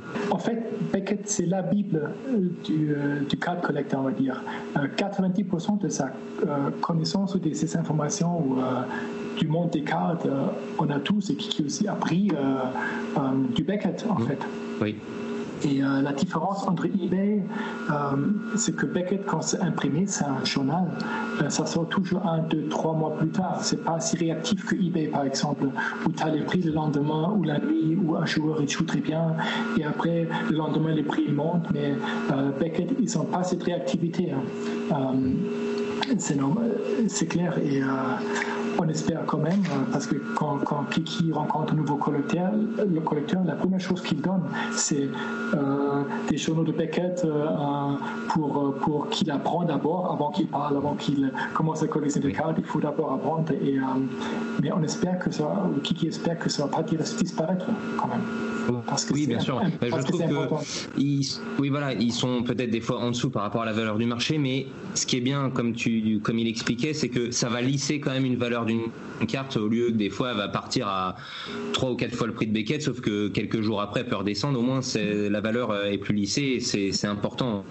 Du coup, non, je pense que c'est un bon état d'esprit. Et donc dans la même lignée que le Beckett, qu'est-ce qu'il pense de la hype et de l'explosion, le boom du hobby en ce moment, et surtout en basket, parce que en baseball, en hockey, les prix des boîtes restent quand même relativement bon marché, même si ça reste cher. Et comment il explique ce boom en basket, et pour lui ses prévisions un petit peu dans l'avenir? Est-ce que ça va rediminuer? Est-ce qu'on va revenir à quelque chose de plus normal? Also es ist eine andere Art von Sammeln geworden. Heute wird vieles über diese Investmentschiene gemacht, weil die Karten sehr, sehr viel Wert haben. Es hat aber vor allem damit angefangen, dass als Corona ausbrach oder die Pandemie, wir keinen Live-Sport mehr gehabt haben. Die Leute hatten keine Unterhaltungsmöglichkeiten mehr. Die konnten nicht ins Kino, nicht auf Konzerte gehen. Irgendwie hat man angefangen, wieder die alte Sammlung rauszukramen und sich damit zu befassen. Wir hatten auf einmal Tausende, wenn nicht Zehntausende von neuen Sammlern mit dem Game, die irgendwie Bock hatten, da was draus zu machen. So weit, so gut. En fait, avec le début de la pandémie, il n'y avait plus de sport live dans la télé. Les gens restaient plutôt à la maison, comme ils n'ont pas pu aller au restaurant ou aller travailler ou faire les choses qu'ils font actuellement. C'est pour ça qu'ils ont ressorti le classeur peut-être. Ils ont repris en fait leur collection, aussi des investisseurs qui sont arrivés dans leur vie, aussi les gens connus comme des grands stars aussi qui ont commencé à collectionner leurs propres cartes. Et il y a beaucoup d'argent d'extérieur aussi, les traders de Wall Street par exemple qui ont commencé à investir dans les cartes, et tout d'un coup il y avait beaucoup d'argent qui est entré dans le marché qui n'était pas là avant. Et c'est pour ça qu'on a vu ces prix à la hausse en général, et ça explique un peu là où on est maintenant en fait en Europe et ils pensent que ça va maintenant. Mais comment il explique qu'il y a quand même une grosse différence de prix, par exemple sur des boîtes Panini ou Topps en baseball? Je veux dire, des fois il y a 300, $400, voire plus d'écart par rapport à une collection équivalente. Comment il explique ça, et est-ce qu'il pense que ça va finir par rapidement redevenir quand même à peu près normal, ou ça va être compliqué? Also als Sammler hasse ich es. Ne? Also ich hasse es wirklich. Wenn wir jetzt von Hoops reden. Hoops war vor einem Jahr 80 bis 100, 120 Euro. Heute ist es das Vierfache. En fait, Kiki, il déteste ces prix, bien sûr, parce que, par exemple, une boîte de Hoops, il y a 1 an, il y a 2 ans, c'était $80, c'était $100, maintenant c'est $400. Et il pense aussi, comme le basket, c'est quand même un sport qui est connu mondialement dans tout le monde, hein, peut-être un peu plus que le baseball dans tout le monde, que aussi Panini ou les collectionneurs, tout le monde essaie de gratter un peu, de faire ça va toucher un public plus large. Voilà, plus large, et que maintenant ils essaient de monter les prix parce qu'ils savent exactement il y a quelqu'un qui va en fait payer ces prix. Ouais, et c'est pas bien pour les jeunes collectionneurs, pour les enfants, parce que si tu peux même pas acheter un paquet de Hoops au kiosque ou dans un card shop, si ça c'est déjà trop cher, c'est pas très très bien pour le futur de notre hobby. Oui, je suis bien d'accord. Et c'est vrai qu'on parle de popularité du basket, et c'est vrai, quand j'y pense, il y a eu Michael Jordan dans les années 90 et après Kobe, et en plus donc il y a eu The Last Dance et malheureusement la mort de Kobe. Est-ce que Kiki peut nous parler déjà un petit peu de sa collection autour de lui, comment il a vécu ces événements, puisque The Last Dance, malgré que je trouvais que Jordan faisait un peu fatigué, pour rester honnête, mais c'était heureux, et au final il y a eu donc ce Covid, donc ça fait un boom d'écart. Derrière il y a la mort de Kobe, c'est un événement tragique, mais pareil il y a eu une explosion derrière ça. Comment il a vécu ces 3 événements, et qu'il nous parle un petit peu de sa collection, et s'il a une anecdote particulière liée avec Kobe. Also ganz ehrlich, wo Kobe gestorben ist, ich weiß das noch, das war ein Sonntagabend, ich war auf meiner Couch, meine Cousine, die mit Basketball nichts zu tun hat, schreibt mir eine Nachricht, Kiki, mit einem Bild, Kobe Helikopter died. Ich meine, was ist das denn? Ich konnte mir nichts damit erklären. Ich mache Instagram auf und jedes Bild war ein Bild von Kobe, schwarz-weiß, Kobe tot, Helikopter. Ich meine, was ist das denn? Kurze Zeit später ruft mich mein Bruder an, fragt, ob alles in Ordnung ist, jeder hat es mitbekommen, meine Freunde rufen mich alle an.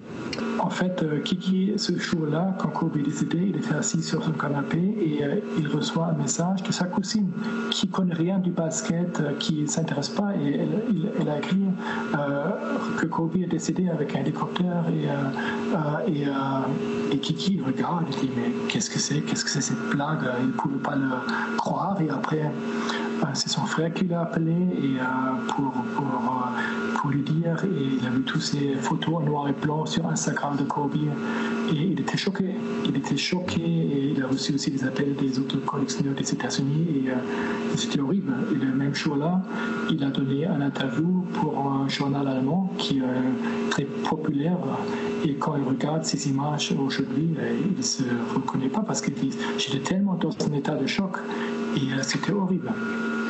Donc, bien sûr, c'était Kobe, il avait 17 ans, Kiki avait 12 ans. Ils ont 5 ans de différence, et il y a en fait, Kobe, il était toujours avec lui. En fait, dès le moment que Kobe entre dans la ligue, il a suivi Kobe. Il l'a accompagné depuis le début. Voilà, exactement, depuis le début. C'était... Oui, c'est vrai qu'en plus, nous, quand on collectionne un joueur, quand je prends moi par exemple Derek Jeter, on peut pas se transposer parce que ça n'est pas arrivé, mais je m'étais dit, s'il était arrivé la même chose aux joueurs que je collectionne, pareil, les matchs, c'était le premier match que je regardais, c'était le match des Yankees, c'était quand Derek Jeter jouait. Il m'a accompagné pareil, c'est un bout quand même de notre vie, hein. Faut pas se le cacher, hein. Ça fait partie de notre collection, mais c'est bien plus que ça, et j'imagine que c'est particulier, en plus de la façon dont c'est arrivé, c'est violent, donc c'est pas évident. Mais alors, est-ce que on peut avoir quelque chose de plus positif lié avec Kobe et Kiki, quelque chose, je crois, qu'il nous a parlé l'autre jour et qui vaut son pesant d'or en anecdote? sa rencontre? Ich muss noch kurz dazu sagen, Okay. wo Kobe gestorben ist, ich hatte ja einige Monate danach, wäre die Hall of Fame gewesen. En fait, Kobe, quelques mois après son décès, normalement, il devrait aller dans la Hall of Fame, être élu dans la Hall of Fame. Et c'est là où Kiki aura rencontré Kobe officiellement pour la première fois. Il aura eu l'occasion de lui parler et de poser des questions. Et bien sûr, c'était plus possible avec le décès de Kobe Bryant, mais ouais, c'est très très triste. Ouais. Non, oui, d'accord. Donc c'était programmé et c'était programmé, voilà. Ça n'aura pas lieu. Exactement. Mais là, il veut nous raconter son autre histoire avec Kobe Bryant. So, Kiki, dann erzähl uns. Okay. Und dann würde ich gerne eine witzige Geschichte erzählen, die passiert ist, und zwar noch vorab. Ich habe bei der letzten Saison von Kobe so einiges mitgemacht. Ich war bei seinem allerletzten Spiel, wo er 60 gemacht hat, live dabei, nach LA geflogen. Ich war ein Jahr später dabei, wo seine Trikots aufgehängt worden sind. Ich bin in 2 Monaten trotzdem in der Hall of Fame in USA, wenn die jetzige stattfindet. Und ich bin auch ein Jahr später da, wenn die Statue passiert. Ich bin überall dabei. Aber wir gehen jetzt wieder zurück zum Thema. Es gab nämlich diesen einen krassen Moment. Der war ungefähr vor 10 Jahren. Ein Freund ruft mich an. Er arbeitet für Bayer 04 Leverkusen, für den Fußballverein. Und das unter hoher Stelle. Und der hat mich angerufen: Kiki, was machst du gerade? Es war Samstagmittag. Ich meine, ich bin bei der Arbeit. Kiki, Kobe ist hier. Wie, Kobe ist da? Kiki, Kobe ist hier. Kannst du in 15 Minuten hier sein? Ich meine, ich bin in 10 Minuten da, ist kein Problem. Tout le début, en fait, Kiki, il était aux États-Unis déjà pour le dernier match de Kobe, aussi le match où ils ont retiré les maillots, en fait. Et il va être là aussi quand il va être élu dans la Hall of Fame. Ça veut dire il va quand même y aller. Et maintenant, l'histoire, c'est que Kiki a un ami qui travaille pour Bayer Leverkusen, très grande équipe de foot, bien sûr. Oui, oui, Tobias, on sait pour qui. Et un samedi après-midi, il reçoit un appel de son ami et son ami dit: il est là. Et qui est là? Kobe est là. Et qui dit: Kobe est où? Mais il est ici, il est en train de s'entraîner. Et, tu peux venir dans un quart d'heure. Et Kiki dit: même dans 10 minutes, je peux être là. Et après, il va à la Bayer Arena, c'est le stade de foot de Bayer Leverkusen. Et après, c'est son ami qui l'accueille. Et voilà. Kiki, tu darfst weitermachen. Und auf jeden Fall, der Kollege hat vor mir vor der Halle gewartet.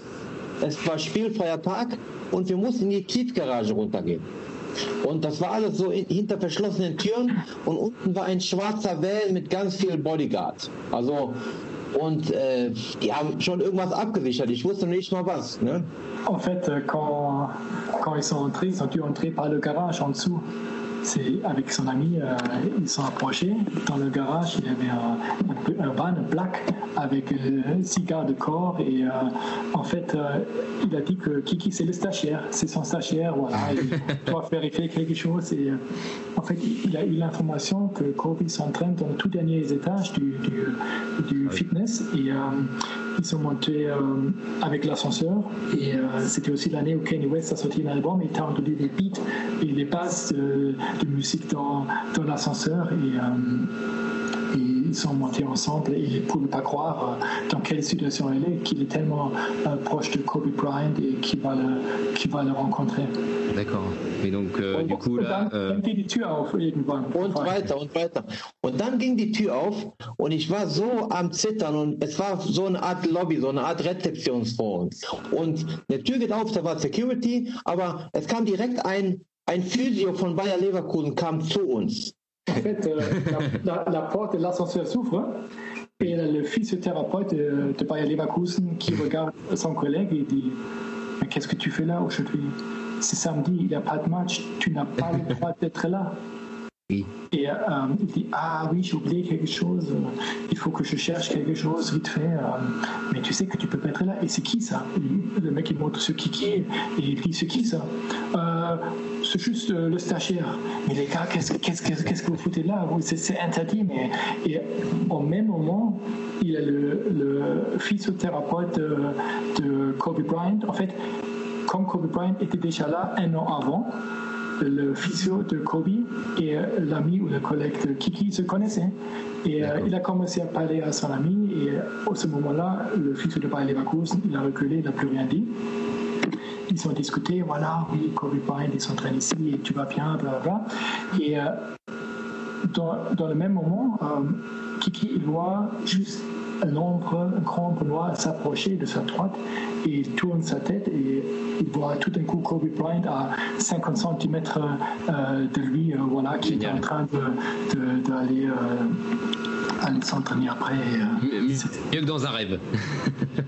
Besser als im Traum, oder? Und Tobi, weiter geht's. Und in dem Moment, wo der Leverkusener Physio etwas weiter weg ist, hat mein Freund direkt mit ihm geredet. Pass auf, das ist Kiki, größter Kobe-Fan. Haben wir eine Möglichkeit, dass er Kobe gleich treffen kann? Ja, das stimmt. En fait, quand son ami, son collègue a parlé au fils de Kobe, il a dit, voilà, Kiki, c'est le plus grand fan de Kobe Bryant de tout le temps. Et est-ce que c'est possible qu'il le rencontre après son entraînement, bien sûr? Et après le fils, il a dit, je ne sais pas si c'est possible, parce que moi, je ne peux pas prendre de décision pour Kobe Bryant. Et en fait, il était en train de s'entraîner avec 3-4 amis. Et normalement, personne n'a le droit d'y aller, hein. C'est hermétiquement fermé pour les médias, pour tout le monde. Et ils l'ont regardé encore pendant 1 an et demi s'entraîner. Et il était préparé, Kiki, hein. Il avait amené son article de super collecteur de Beckett et d'autres journaux. Et il a dit au mec, est-ce que c'est possible que vous le mettez quelque part et peut-être après l'entraînement, Kobe va le signer? Et ils l'ont fait, ils l'ont mis à côté.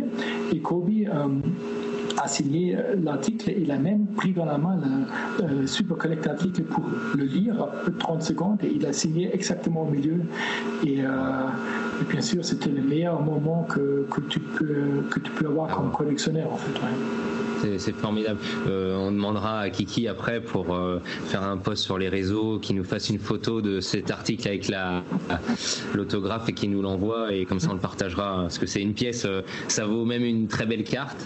Et je rebondis sur les cartes de Kobe, c'est une question qui me vient comme ça parce que je pense à un très grand collectionneur de Derek Jeter qui est capable d'identifier sa signature parce qu'il l'a tellement étudié. Il y a une évolution même quand il signait en minor et au cours de sa carrière. Est-ce que Kobe il a eu une évolution dans sa signature et est-ce que Kiki serait capable de quasiment authentifier tellement qu'il connaît son joueur? Ja. Also definitiv. Also ich begleite Kobe ja mein ganzes Leben ja schon. Und ich muss sagen, Kobe Bryant, mein Name ist Christian Besslich. Ich habe nach 2 Jahren gecheckt, ich bin auch KB, genau wie Kobe KB ist. Das ist für mich eine Destiny, weißt du? C'est vrai. J'ai compris. Hein. Mais bien sûr, à 99,9%, Kiki est sûr de pouvoir dire si c'est un autographe, une signature de Kobe Bryant.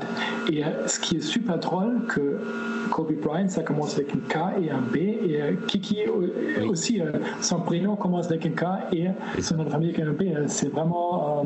ils étaient liés. Voilà, ils sont liés et... il y a même des gens qui lui demandent, qui lui montrent des signatures de Kobe Bryant pour lui demander si c'est des faux ou des vrais. Et il a même appris à écrire comme Kobe Bryant.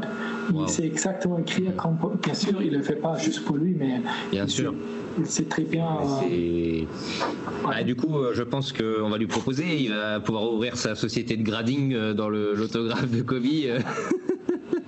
Vu qu'il y en a certains, ils se trompent chez les professionnels. Waouh! Donc là, Kiki nous montre à l'image comme s'il avait signé. Ah oui, la signature de Kobe. Kobe 8. Ah oui.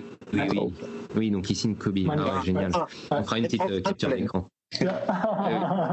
On a une proposition pour Kiki, dis-lui pour la société de grading. Also ich bin da sehr sicher. Bei Kobe Unterschriften definitiv. Da habe ich meine Hand über dem Feuer.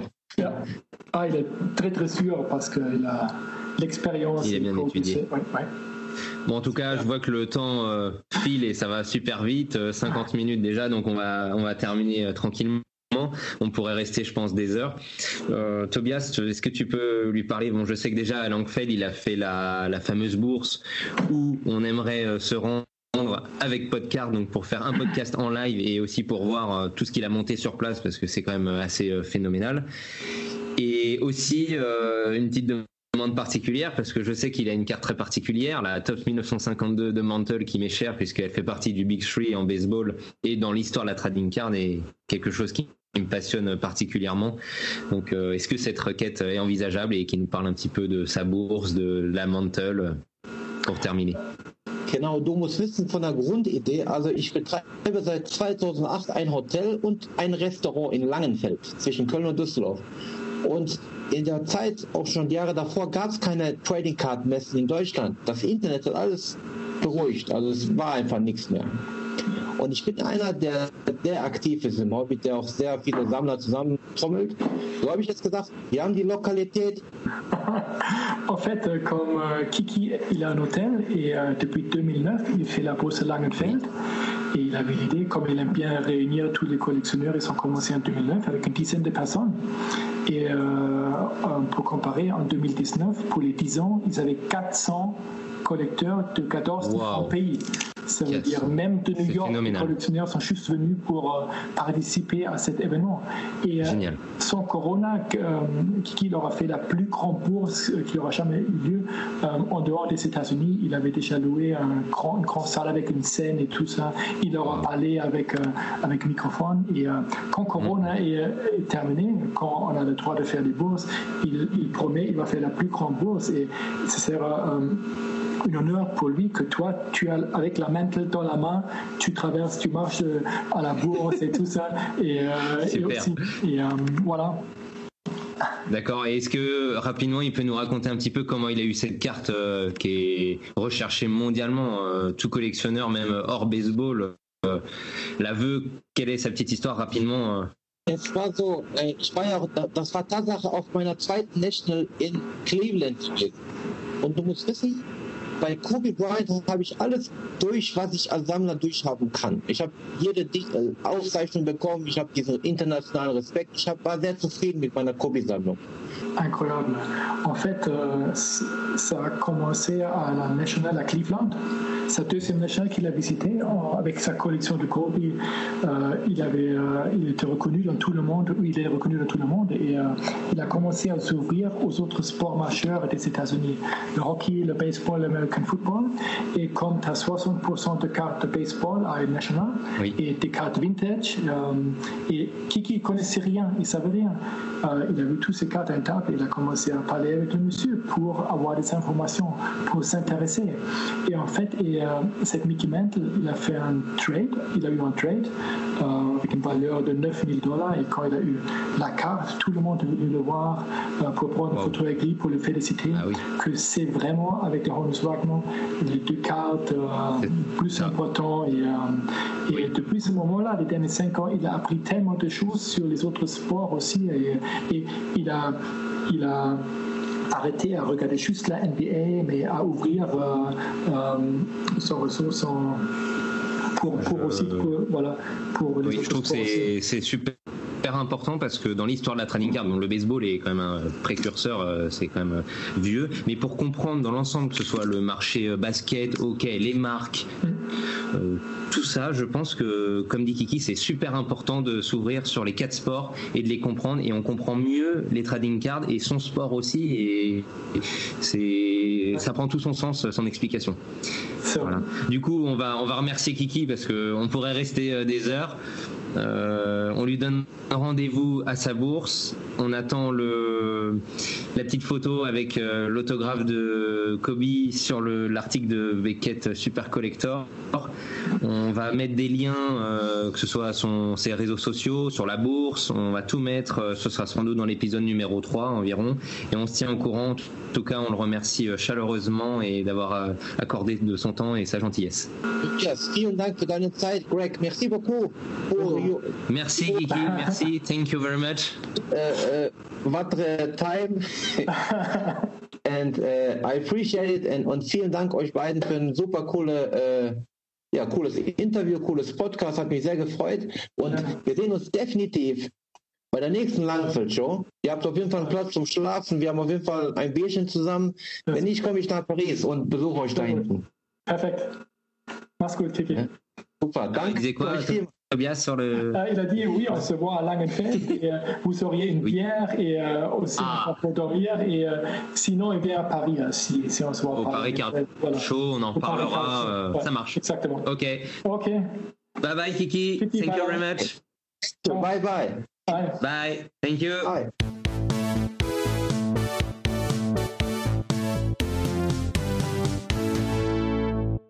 Yeah Greg, c'est le moment de nous présenter l'invité mystère. C'est à toi, tu as taffé comme jamais. Vas-y, c'est parti. Et oui, mon Adri, j'ai essayé de faire un petit portrait comme on avait fait pour Kevin, le libraire se cache. Kevin. Non, je déconne. On se trompe toujours sur les prénoms. Oui, non, il accepte les deux. Voilà. Donc chez Podcart, mon Adri, il faut l'avouer, nous sommes parfois sans filtre, mais il nous arrive aussi d'être bienveillants ou avec de la retenue. Nous ne sommes pas spécialistes de basket ou de NBA, et encore moins de cartes. Bon, un peu quand même, soyons honnêtes. Nous partageons surtout simplement notre passion pour ces petits bouts de carton, et forcément du sport US, où même parfois de petites bestioles se glissent comme les Pokémon Magic, et j'en passe. Aujourd'hui d'ailleurs, on reçoit une grande bestiole talentueuse et respectée pour un épisode spécial en hommage à un monstre sacré. Des bestioles, des monstres, non, vous ne rêvez pas, vous êtes bien dans l'épisode spécial Kobe de Podcart. Et n'oublions pas que le Black Mamba en était une sacrée bestiole sur les parquets. J'ai malgré les années 90, oui je suis né en 1985, un très bon cru, notre invité ne dira pas le contraire, été élevé à la sauce Michael Jordan, que voulez-vous. Mais j'ai vite basculé vers le sport de batte, et faut dire que MJ n'était pas manchot non plus de ce côté. D'ailleurs, en atteste, notre invité pourra le confirmer. D'ailleurs, en parlant de baseball, en tant que collectionneur de Derek Jeter, je voulais vous parler de l'amitié qui les liait ensemble, Kobe et lui. Il lui a rendu un sacré hommage sur son site personnel, The Players Tribune, site permettant aux joueurs d'écrire à leurs fans un mot, une histoire. Bref, cet hommage en dit long, je le cite. Tout au long de notre amitié, les conversations les plus significatives que nous ayons eues ont toujours porté sur la famille. Quand je pense à Kobe, je finis vraiment par penser à ces quelques conversations personnelles si spéciales que nous avons eu la chance de partager ensemble. C'est ainsi que j'ai fini de comprendre comment ce gars qui était plus que doué en tant qu'athlète, qui était obsédé par le fait d'être un champion, qui était un tueur absolu avec le ballon dans les mains. Nous voulions aussi l'avis d'un spécialiste, un vrai, pas comme nous. Un tueur aussi. Voilà, un tueur. Quoique, tu n'en es peut-être pas un collectionneur, mais quelque chose me dit que tu as signé ta propre carte récemment. On en reparlera sans doute ensemble. Et d'ailleurs, son dernier fait d'armes, c'est l'apparition d'un book façon road trip. Comme dit mon Adri, c'est le Guillaume Musso de la NBA. D'ailleurs, Guillaume Musso trempe parce que tu viens de faire une super chronique là. Il transpire d'ailleurs la saveur du bon parquet où à chaque page l'évasion et le rêve américain vous transportent. Ça respire, ça pue la passion et le basket. Tout ce qu'on aime chez Podcart. De plus, tu es regardé et apprécié par des millions de téléspectateurs sur la chaîne NBA Bein. Oui, car nous aussi, nous voulions conquérir le monde, Minus. Enfin, Adri. Et je ne dis pas ça pour notre invité du haut de son 1m94. Enfin, il fait Minus à côté de Tchak. Je pense à une page dans son livre. Bref, comme Kobe, nous essayons d'aller au bout de nos idées, mon Adri, de nous dépasser à chaque épisode et surtout aller chercher les meilleures personnes pour faire vivre le hobby. Et d'ailleurs, j'ai une pensée particulière à notre Gilles Brett national qui nous a dégoté cette interview. Et c'est avec un immense honneur que nous sommes en exclu mondial avec Rémi Reverchon. Yeah! Salut les copains. Il y a trop d'honneur et trop de références là-dedans. Je ne sais même pas par où commencer, mais la référence à Minus et Cortex m'a conquis. C'était pas la plus spatiale, on va dire. Non mais on a le même âge, on est génération 85, donc on se comprend. Minus et Cortex, les Animaniacs, tout ça, on a grandi avec. Voilà, c'est ça. En plus, bon, ça fait un petit référence aussi à Space Jam. Enfin, il y a un peu de tout dans tout ça. En tout cas, Rémi, merci beaucoup d'être avec nous. C'est un immense honneur. Je sais que le timing est chargé, mais pour Kobe, on se devait d'en parler avec toi parce que dans ton bouquin, là, je lisais, là, c'est incroyable. Cet athlète, cet homme, ça dépasse le cadre du sport. Ah bah oui, clairement. En tout cas, les gars, c'est un plaisir de pouvoir discuter avec vous. C'est toujours un plaisir de pouvoir discuter de Kobe. Je prends le temps parce que oui, dans la saison NBA, vous avez raison, c'est jamais simple pour moi parce que avec beIN Sport, avec tout ce que je fais à droite à gauche, etc., on est assez pris. Mais pour discuter de Kobe, je suis ravi de prendre un peu de temps avec vous. C'est toujours un plaisir. Ok, super. Donc Kobe, comme disait Derek Jeter, je trouve que c'était vraiment bien résumé. C'était quelqu'un, tu disais même dans un podcast récemment là, sur RMC, c'était super bien aussi à écouter. C'était de dire que Kobe, lui, le soir, il allait pas en soirée. C'était tout pour le sport et sa famille. Il se levait à 5h du matin. C'était un tueur. Ouais, Kobe, c'était un tueur. C'était un mec qui voulait être le meilleur. Dans son domaine, c'est un mec qui avait cette compétitivité, tu vois, cette envie de réussir tout le temps. Ce qu'il avait créé là, cette espèce de façon de vivre, cette Mamba mentality, ce qu'il appelait comme ça, tu sais, le principe qui était de se coucher le soir en étant une meilleure personne que quand tu t'es levé le matin. C'est ce qu'il faisait avancer. Et alors on a beau ne pas vouloir être fleur bleue ou je sais pas quoi. Moi je suis pas un mec naïf, tu vois. Je me dis que c'est quand même une mentalité qui peut te servir dans la vie de tous les jours, tu vois. Je dis pas qu'on sera tous des philosophes, mais si on peut essayer de se coucher en étant une personne un tout petit peu meilleure que quand on s'est levé le matin, tous, quel que soit le domaine, ça peut servir, quoi, je pense. Ça tire vers le haut. Ouais, exactement. Yes. Allez, toi, mon Adri, une petite question. Non, mais moi, je connais pas très très bien Kobe. J'ai vu jouer, je me souviens particulièrement des finales avec les Lakers contre Orlando à l'époque où il y avait Turkoglu à Orlando, etc. Et il était très très dominant à cette époque-là. Et ce qui est impressionnant avec Kobe, c'est qu'il a réussi à faire son nom dans une des franchises les plus titrées de la NBA, avec des joueurs comme Magic, comme Abdul-Jabbar, enfin vraiment des gros joueurs énormes. Et dès le début, il a su montrer dans le vestiaire ses ambitions. Est-ce que tu as des anecdotes là-dessus ? Oui, bien sûr, l'ambition, mais qui était démesurée de Kobe, est hyper connue. C'est-à-dire que quand il est arrivé, c'était un gamin dans la ligue. Il fait partie de cette vague de mecs qui passent pas par la fac. Il arrive du lycée directement en NBA. Et Kobe, il a un ego surdimensionné. C'est un petit con quand il arrive dans la ligue. Il est persuadé que ça va être le meilleur de tous les temps, qu'on lui doit le respect et tout, alors que à l'époque, c'est personne. Tu vois, c'est un gamin qui sort du lycée et on lui doit rien du tout. Et donc quand il arrive, il fout le bordel dans le vestiaire. Il y a Shaquille O'Neal à l'époque, qui pour le coup est une star affirmée, une vraie star, tu vois. Et donc Shaq, il voit ça, il y a une double lecture pour Shaq dans l'arrivée de Kobe. D'un côté, il se dit, il y a un putain de talent qui arrive et qui va peut-être m'aider à enfin gagner un titre. Mais en même temps, c'est qui ce petit con là qui veut me prendre ma célébrité à moi, quoi. Et donc dans le vestiaire, ça a clashé de fou. Je me souviens d'une du Los Angeles Times, qui est le journal de là-bas. Ils avaient titré Star Wars en mettant Kobe et Shaq en photo parce que c'était la guerre entre les deux stars de l'équipe. Oui, c'est vrai que c'était une notoriété publique qui s'aimait pas trop à l'époque. Bah oui, clairement, ça a clashé 1 milliard de fois parce que Shaq était une feignasse alors que Kobe était un bourreau d'entraînement, et donc Kobe, ça le rendait fou de voir le gros Shaq qui faisait la feignasse à l'entraînement, et dans le même temps Kobe ça racontait beaucoup dans les médias, et Shaq, il acceptait pas ça, tu vois. C'est normal, quand on est comme tout le monde, quand tu es au sommet de ton job, quand tu as un petit con talentueux qui arrive et qui te raconte un peu, ça énerve, tu vois. Et donc les débuts ont été difficiles dans les vestiaires, mais c'est ça qui est aussi inspirant dans la vie de Kobe, c'est qu'il y a eu 2 phases dans sa vie. Il y a eu la phase jeune con, à l'époque où il portait le numéro 8, tout ça gagnait pas, mais il était très fort, mais il était arrogant et tout ça. Et puis un peu plus tard dans sa vie, il a basculé aux Lakers. Il a décidé de changer un jour pour prendre le numéro 24. Il a fait la deuxième partie de sa carrière avec le numéro 24. Et donc on peut presque identifier ses 2 vies à ces 2 numéros. Et quand il a pris le numéro 24, on a découvert un homme plus assagi, plus intelligent, plus respectueux des coéquipiers, etc. Et c'est là qu'il s'est mis à gagner, quoi.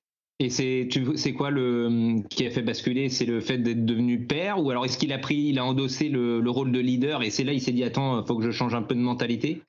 Alors, il s'est jamais exprimé clairement sur le déclencheur de ce changement de maillot ou sur son changement d'attitude à lui, mais il y a plusieurs choses qui se sont passées dans sa vie. Il est devenu papa, en effet. Oui.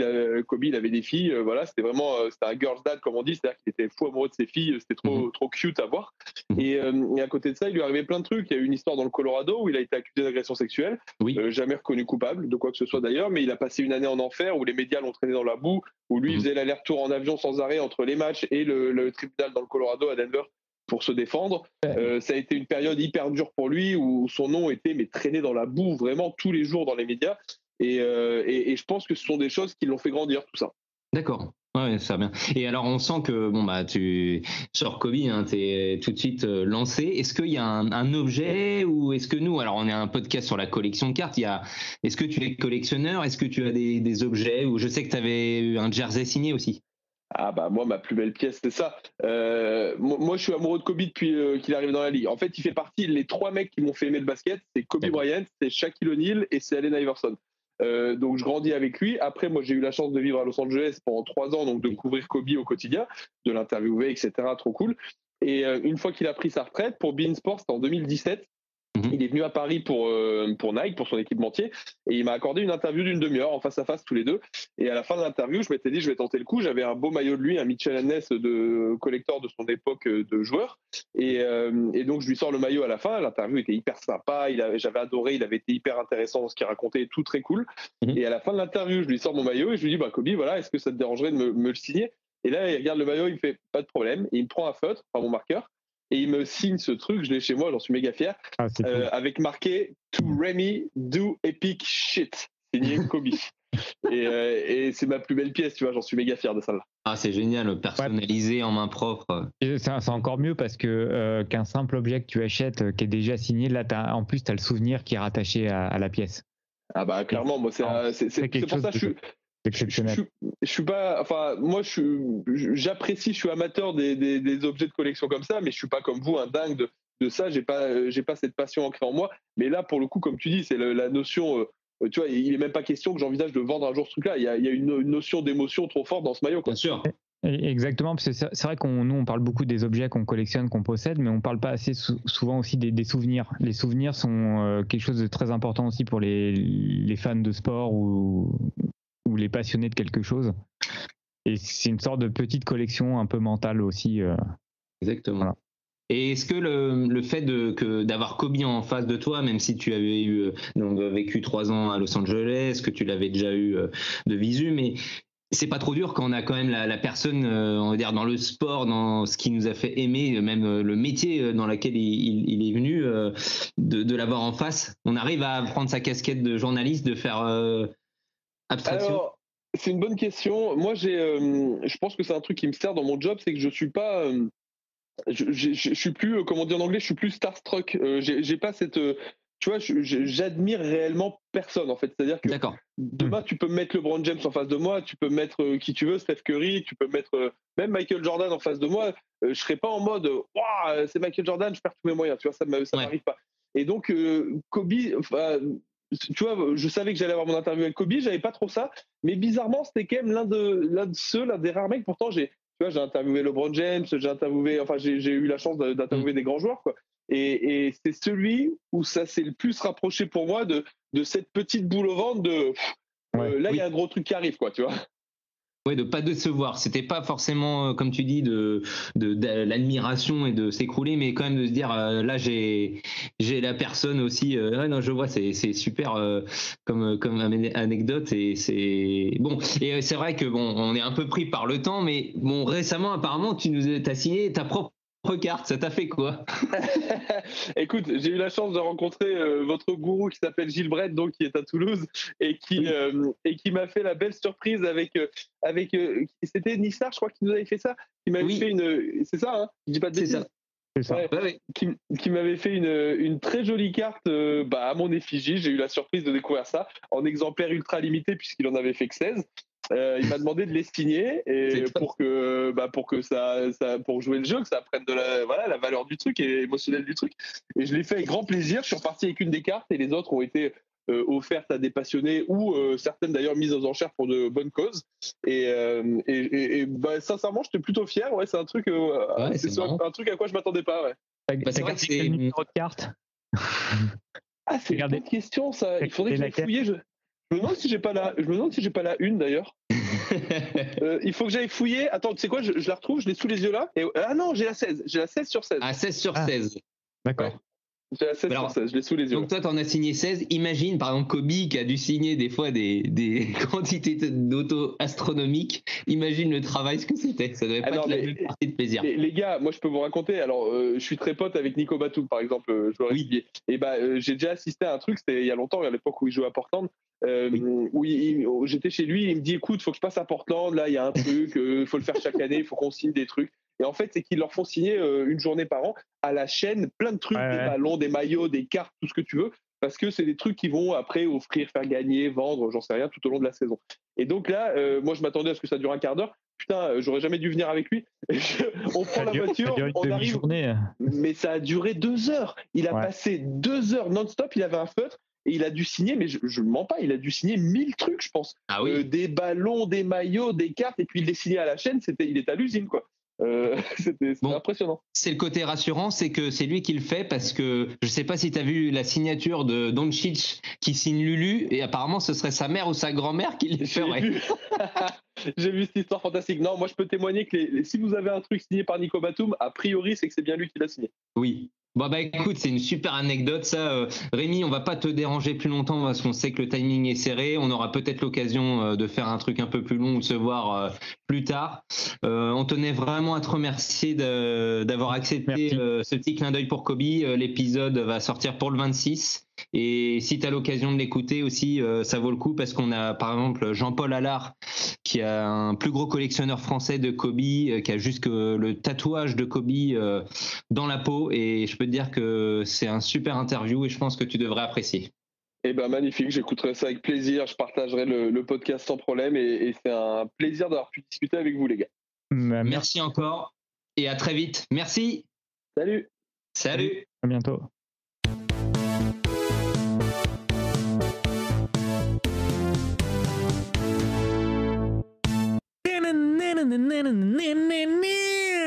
De mieux en mieux les jingles à la bouche. C'est l'heure. Surtout qu'Adrien, on avait acheté un jingle au tout début pour les jeux concours et qu'ils sont obligés de les faire la façon beatbox. Ah ouais, mais c'est ça. Tu m'as coupé dans mon élan. Je disais, ça y est, c'est le moment que tout le monde attend. La moula, la thune, les cadeaux. C'est le jeu concours. Ouais. Bon, on est un peu à sec, hein, on va pas vous le cacher. Ouais, là, c'est un peu la zermie dans les stocks de la Podcart Production. Bon, il nous restait quelques petites choses, mais pour vous rien vous cacher, moi je trouvais que pour un épisode comme ça, avec ces 3 invités incroyables, moi je voulais quelque chose en rapport avec Kobe, mon Adri, on en a discuté. Et je voulais marquer le coup. Alors je vous embête souvent avec ça, avec mon joueur Derek Jeter, mais là il s'agit quand même d'un de ses amis. Tu remarqueras que moi j'ai pas parlé de mon joueur fétiche. C'est vrai. Et pour le coup, j'ai une carte avec Kobe et mon joueur de baseball. Et ben je me suis dit, moi ça me ferait plaisir de l'offrir à un de nos auditeurs. C'est pas une carte qui est rare, mais elle a plus un côté sentimental. En plus ils étaient amis, il lui a rendu un vibrant hommage, on en a parlé. Donc voilà, c'était ça à gagner, et puis avec un petit badge Podcart et puis des petites babioles, mais en tout cas... voilà, des petits goodies quoi. Voilà, un truc simple, mais au moins en rapport avec le podcast. Et, voilà. Et cette carte est un peu à ton image mon Greg, car c'est une belle pièce. Ah, c'est gentil, mon Adri. Je te remercie aussi. Parce que... Non, merci à toi. Franchement, c'est un épisode. On peut être fier aussi parce que d'avoir 3 invités de cette stature aussi, hein, parce que dans notre domaine, je suis impressionné. Je suis impressionné. Voilà. Et c'est ton carnet d'adresses qui est immense, long comme le bras. Tu pourrais travailler au gouvernement, mon Greg. Non, mais si nous voulons conquérir le monde, Minus. C'est vrai. Et ouais, moi, je trouve que c'est des beaux projets. Et puis si on peut aller encore plus loin, mon Adri, on y arrivera. Exactement, mais t'as beaucoup plus d'ambition que moi. Et ça me fait parfois peur. Non, qu'est-ce que tu veux que j'ambitionne? Mais bon, c'est très bien d'être ambitieux. Hein. On pourrait avoir une rubrique d'1 minute sur une radio nationale. Parfois vicieux. Tu peux être le prince de la ville si tu veux. 113. C'est vrai. Voilà. C'est pas faux. Sinon, mon Greg, on n'en a pas parlé durant le podcast, je le place ici parce que j'ai une magnifique carte de Kobe. C'est vrai. Skybox EX2000, 23 KT Gold, gradé. Ouais. Que tu mettras en photo sur les réseaux sociaux. Et paf, du taf en plus. Tu venais pas venir. Non, elle est vraiment belle. En plus, moi, ça me fait plaisir parce que tu l'as acheté alors que c'est l'une de tes premières cartes de basket. C'est ma première carte, je l'ai acheté à un collectionneur qui a arrêté depuis. Et j'ai promis d'en prendre soin. Oui, un Français, Guillaume. Des bisous miel, Guillaume. Voilà. Si tu nous écoutes. Yes. Et j'en prends très très soin. Il me l'a vendu vraiment pas cher. Il m'a dit tu me promets d'en prendre soin. Donc elle est toujours dans ma collection. Et sous tes airs moqueurs, c'est là où on voit ta vraie valeur, Moindry, et ça me permet de te rendre hommage parce que ça prouve ta mentalité de collectionneur, et ça j'adore, et c'est l'esprit Podcart. Ça c'est tu sais, dans le showbiz on a une mentalité de façade, mais en fait en privé je suis un vrai connard. Sachez-le. Je critique tout le monde, j'insulte, je suis désagréable. Voilà. Non, voilà, et ça prouve que toi t'es là pour la passion et tu lui avais promis, tu l'as, et en plus ce qui me fait plaisir, La passion avec $2 à la place des S. C'est ça. Et dire que tu l'as acheté, tu ne savais pas que tu allais faire ce podcast, qu'on allait se rencontrer et qu'on allait faire un épisode avec Jean d'Arena Design qui a fait cette flair. Enfin, c'est génial, je trouve. Voilà, c'est ça. Non, et puis surtout, je la trouvais vraiment très très belle. Elle est belle, très originale. Je suis pas un Kobe Boy, mais Kobe Boy, tiens, j'ai pas mal comme expression. Voilà, mais j'adore la carte, mais je la garde, donc elle fait partie de ma PC. Voilà. Bah écoute, c'est le mot de la fin. Je trouve qu'il n'y a rien à rajouter. Merci à tous pour votre écoute. J'espère que l'épisode vous aura fait plaisir. Et mon Adri, on se retrouve prochainement. Exactement, c'est comme le café filtre, pas la peine d'en rajouter. À bientôt les amis, des bisous miel.